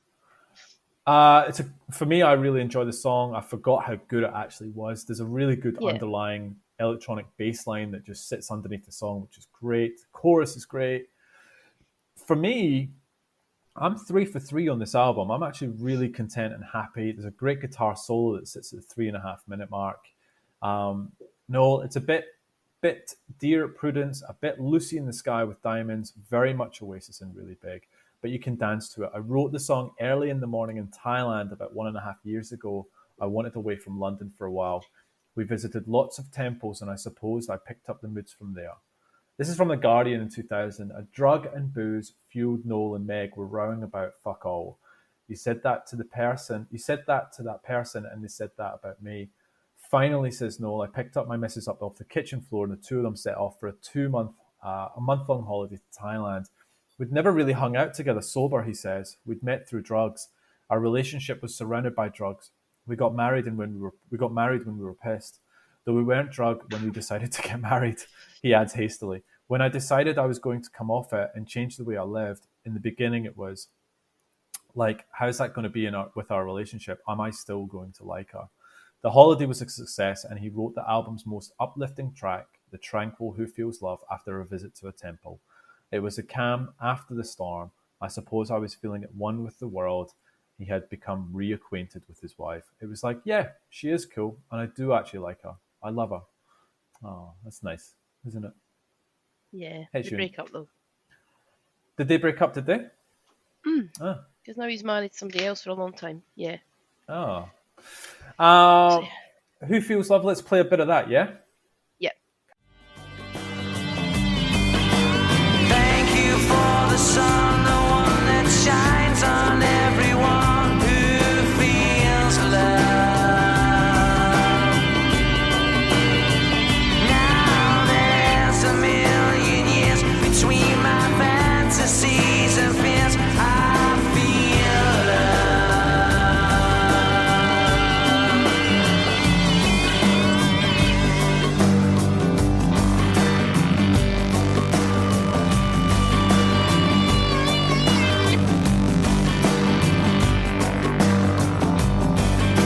I'm leaving all that I see. Now all my emotions fill the air I breathe. Now, put your money where your mouth is.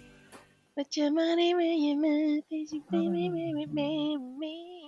I hadn't heard this in ages. I used to hate this friggin' song. But now but for some reason now it actually sits okay with me. The chorus is decent and the last minute is really good. This song is way better than I remember it being. What's your sort of take on this? This is, so you know how you said if you were to take a song off, this would be one of them. So, all right, let's play the game here. You got two songs you're going to remove from the album and put the other two in. You're taking out Put Your Money Where Your Mouth Is. Yep. I am not. That stays. Okay. From Cobbs, I laugh hysterically whenever this song comes on my iPod. Oasis at their worst is ironically Oasis at their best. True, very true. I guarantee when I come into this, I was like, I'm not going to play that song. I actually really enjoy this song now. I want to play it. Not it's my pick, but I want to play it. So put your money where your mouth is. Put your money where your mouth is. Your mama said that you was real. Put your money where your mouth is. Your mama said that you was real. Ready or not, and come what may, the bets are going down for Judgment Day. So put your money in your mouth and your hands on upon the wheel.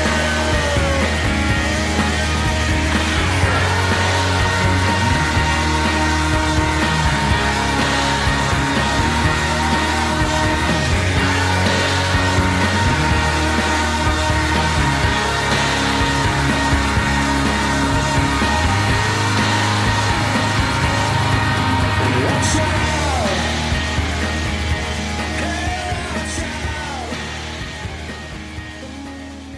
No. No. What a pile of shite. I love you, Liam, more than most. But what was that? That's coming off. I mean, it's awful. I don't even know how it got on there. I think no relented. I think Liam hadn't written anything, wrote a song about someone he obviously cares about, and I think Noel just gave in. All right, just whatever, just put it on the album. This is fun. Like, if you read any review of this album, even for the people who love this album, they still hate this song. It's not good. Look, it's not as bad as I remember it being. I mean, it's not great, but it's not that bad. Last Minute, it's actually quite good. I'm not going to play it. And it is the song that I would absolutely take out of this album. So that's my number one pick. Get rid of Little James. I'm sorry, I think Noel sort of stood his ground on that one. Yeah, I think so too. So this is from RP010A7605. This song goes to prove that this guy is absolutely rounded and the best musician since John Lennon.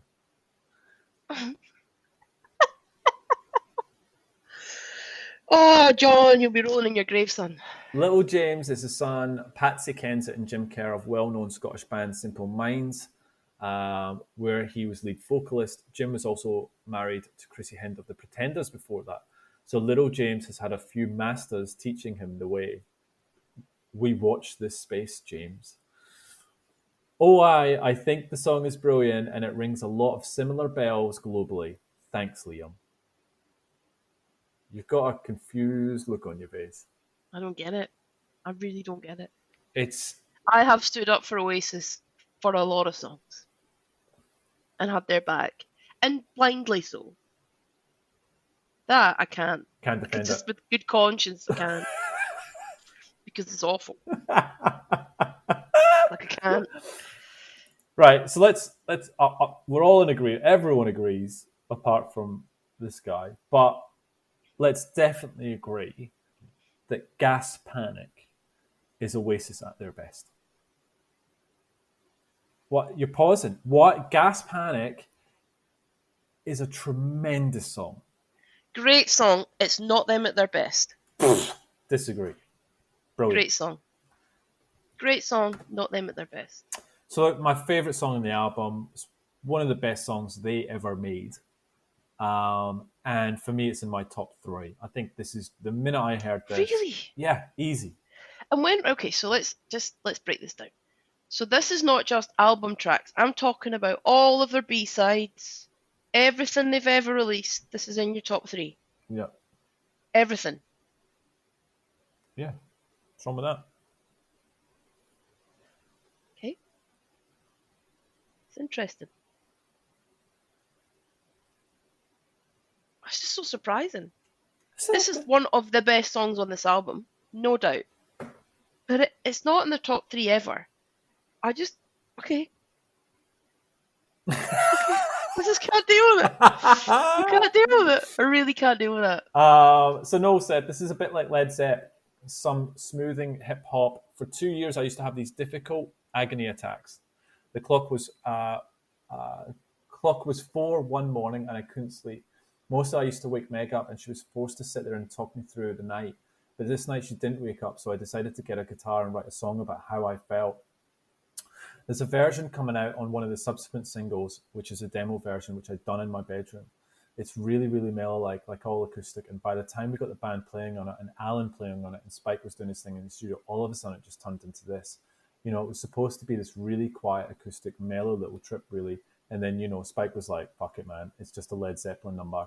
And then it turned out to be really good. And it's one of my favorites on the album. Agreed. It's one of the best on the album for sure. 100%. All right, let's play it. Gas Panic.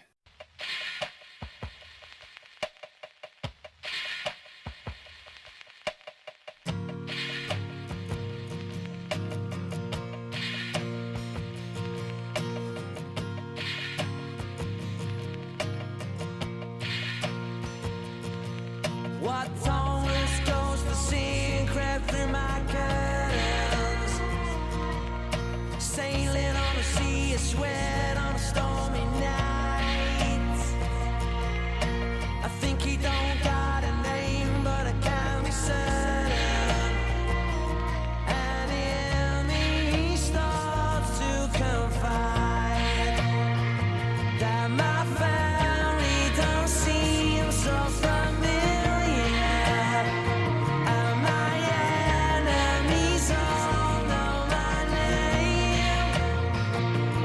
If you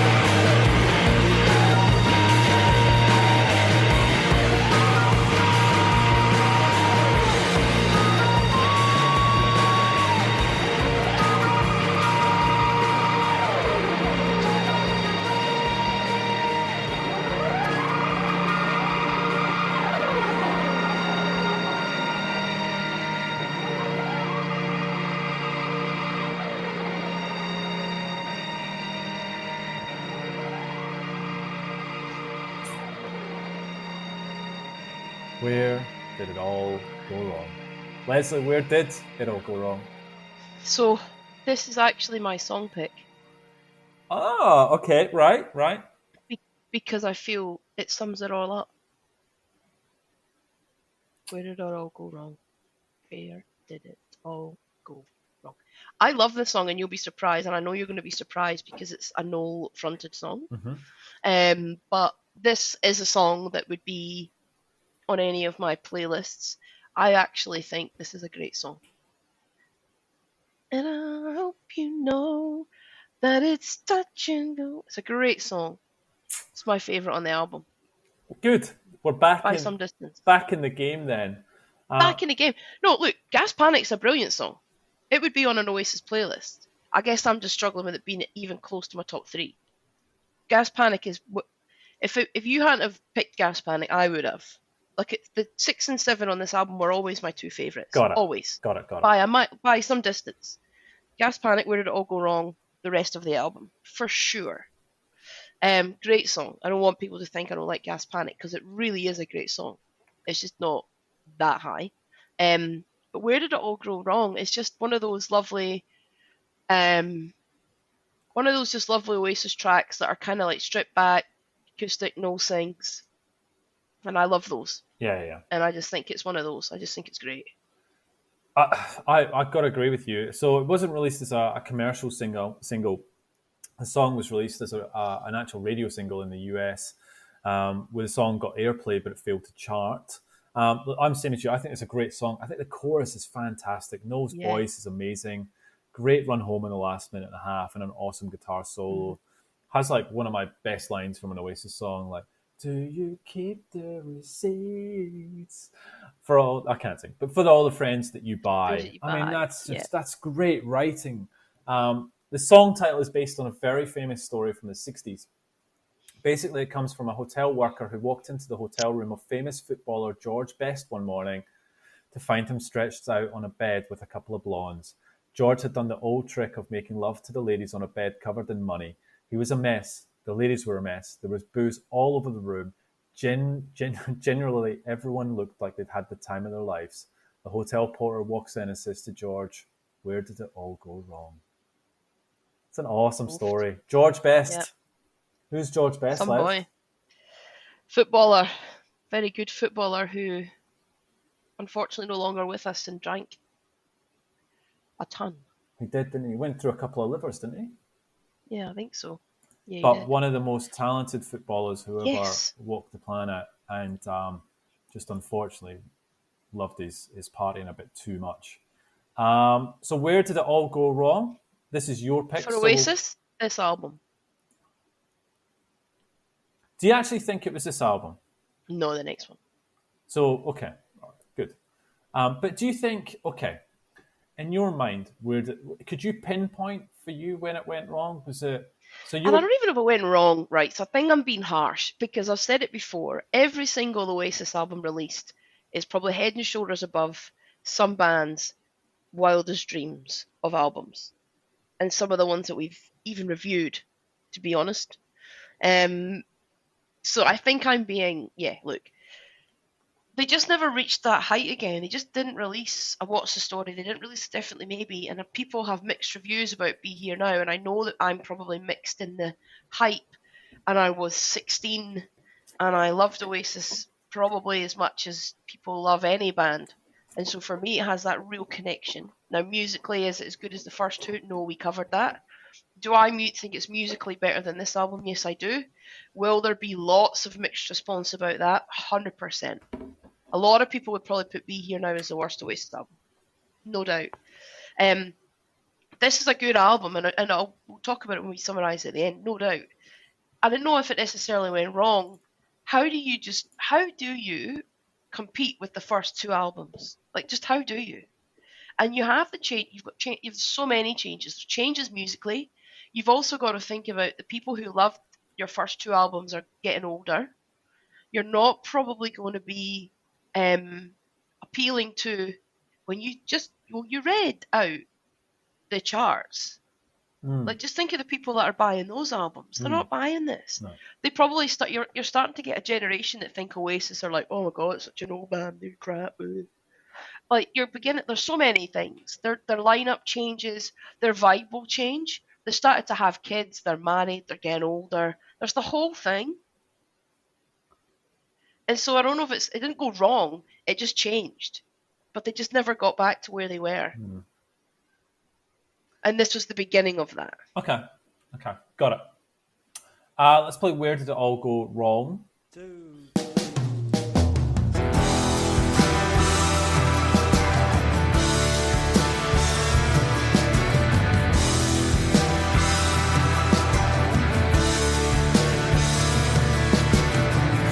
You know that feeling you get. You feel you're older than time. You ain't exactly sure if you've been away a while.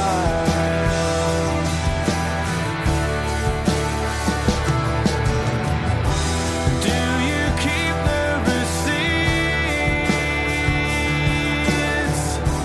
for the friends that you buy? And ain't it bittersweet? You were only just getting by.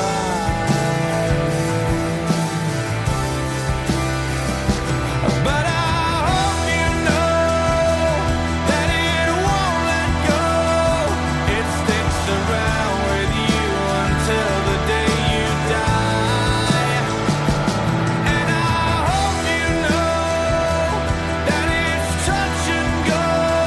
I hope the tears don't stain the world that waits outside. Where did it all go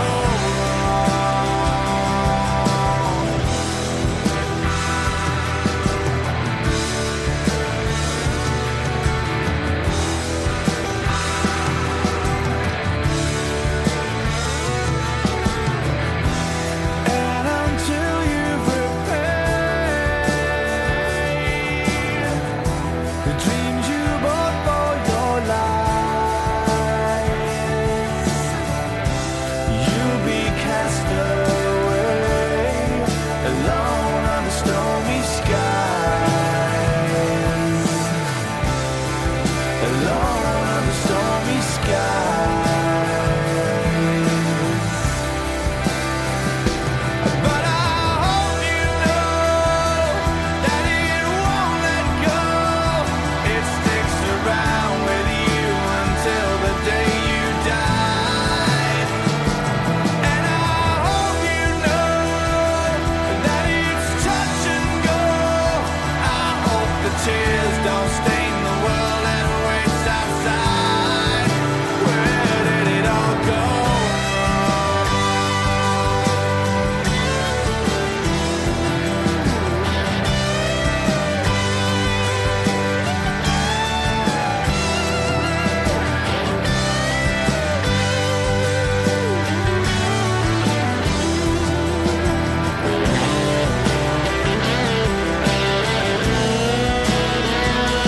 But I hope you know that it won't let go. It sticks around with you until the day you die. And I hope you know that it's touch and go. I hope the tears don't stain the world that waits outside. And I hope you know that it won't let go. It sticks around with you until the day you die. And I hope you know that it's touch and go. I hope the tears don't stain the world that waits outside. Where did it all go wrong?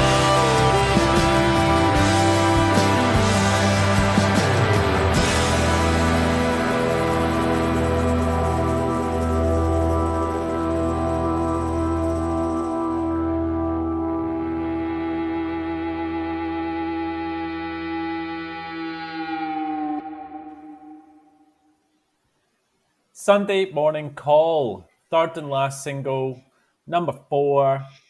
The video is pretty good, actually. It's a take on Jack Nicholson's One Flew Over the Cuckoo's Nest. It was filmed in a mental institution in Canada, actually, and has a Scottish actor, James Cunningham, who's been in your favourite show, Tag Up. You love old Love Tag Up. Tag Up. I love it. Love it. What did you think of Sunday Morning Call? It was a tie for this and Put Your Money Where Your Mouth Is to be the other one off the album. Oh, I didn't see that one coming. I hate it. Really?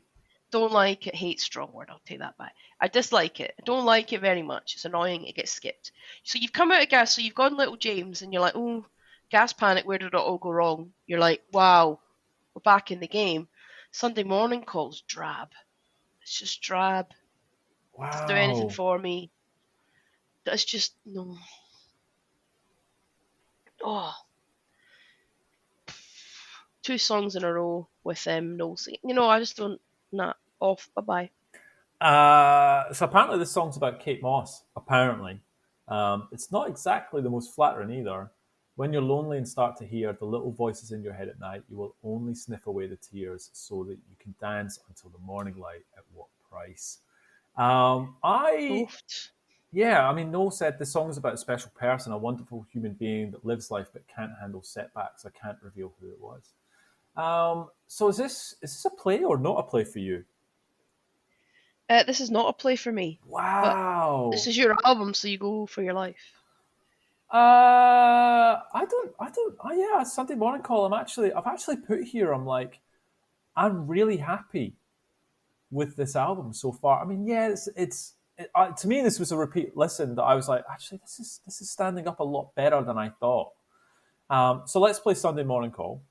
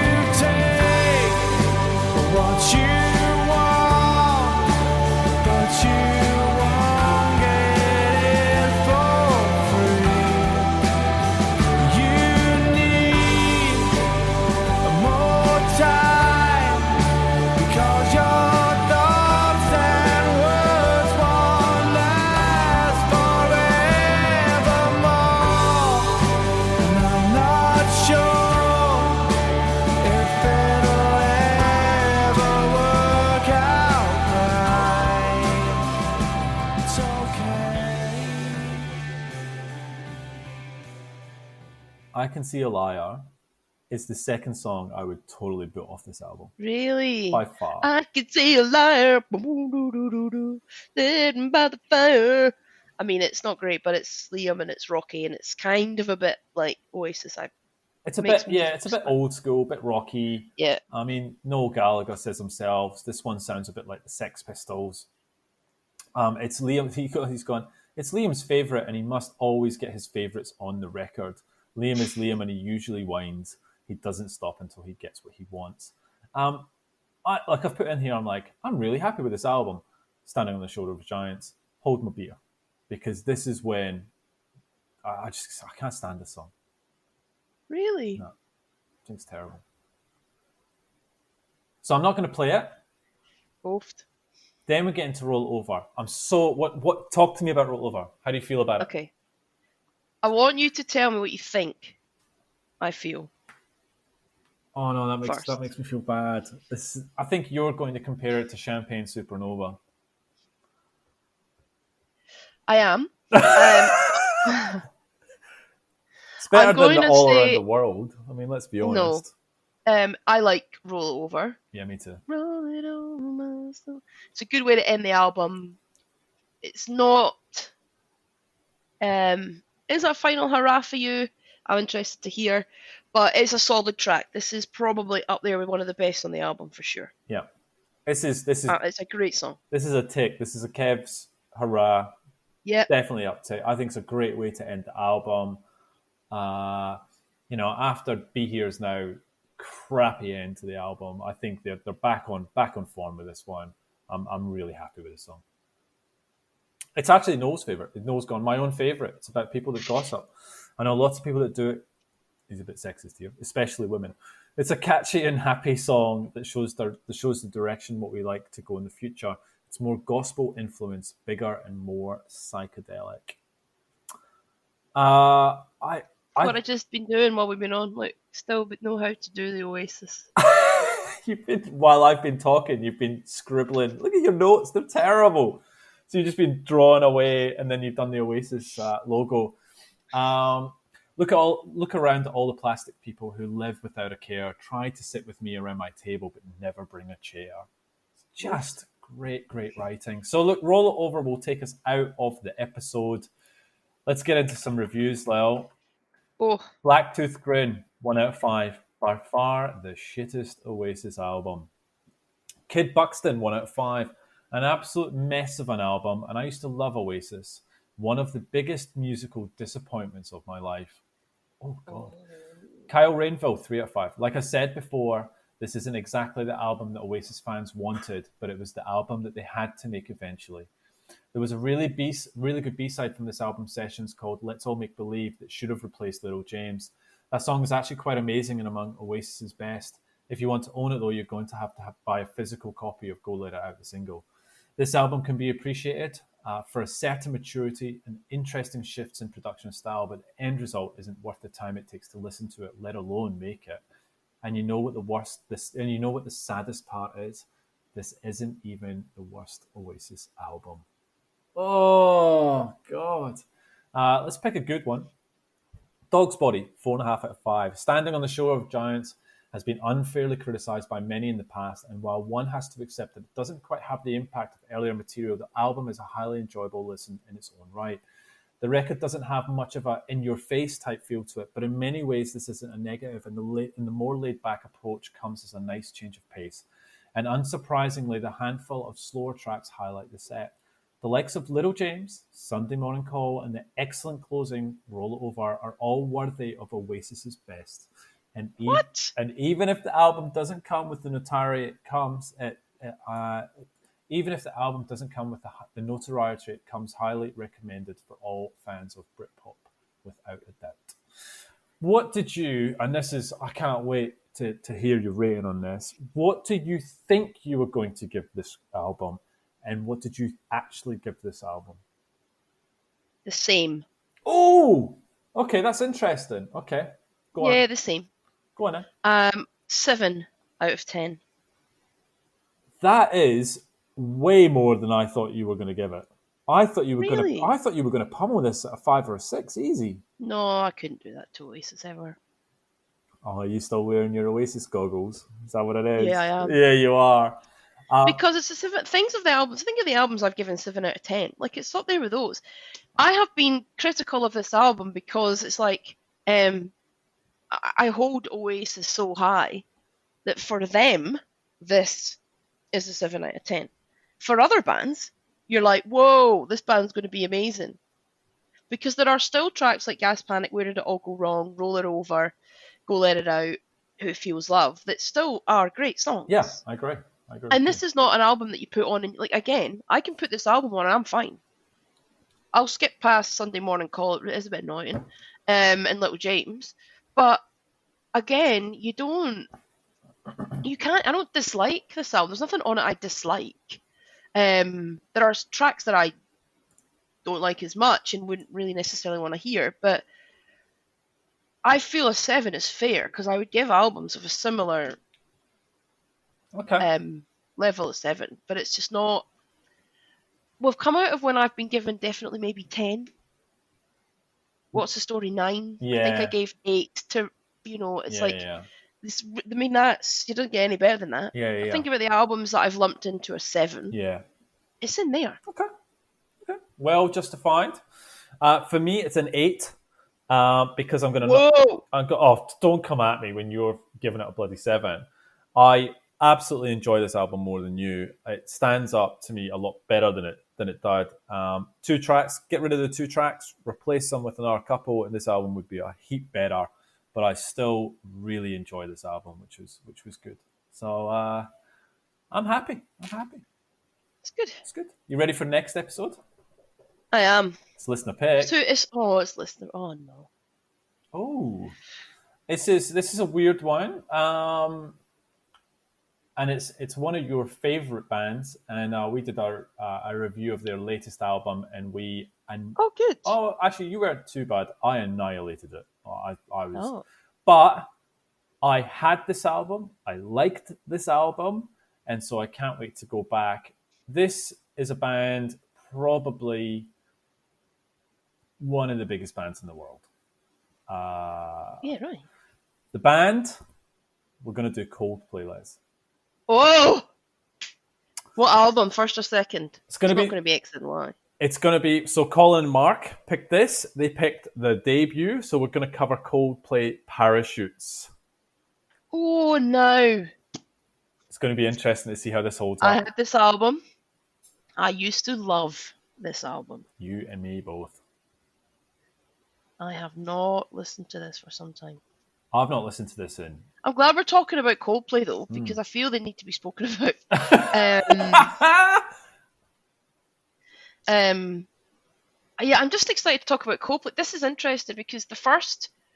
I'm going to be honest and just put my cards out here on the table. The first three... Was X and Y the third? The first three Coldplay albums I bought. I'm not going to lie. With you. I bought them. Yeah. And I liked them. Yeah. I mean, they had moments. They were still, I mean, as most albums do, where you're like, oof, what's that? And then they all went a wee bit odd. But they were such a mixed bag. So I had people who used to say to me that Coldplay were like music for bedwetters. I remember that. And I was like, oh, a bit harsh. Because they can be whiny. It's just, they're so polarized. I'm really interested to hear, so what our listeners think of their first couple albums. Let's park what we all think of Coldplay now, because they are inflated, egotistical, annoying pricks. But if we pull it back to when they first started, strictly right back, and if people are completely honest with themselves, this is going to be a great episode. So everybody go and listen to Parachutes and be completely honest. Forget what you think about Chris Martin now. Forget what you think about Coldplay now. It's funny, you're talking to yourself here. I feel that. Leslie, forget about what you think about Chris Martin. I am. Like, can it take me back? Because it takes me back. I remember this album. As soon as you say that album, I picture myself walking from my uni house to my campus. It's there. It has memories for me. I picture it all.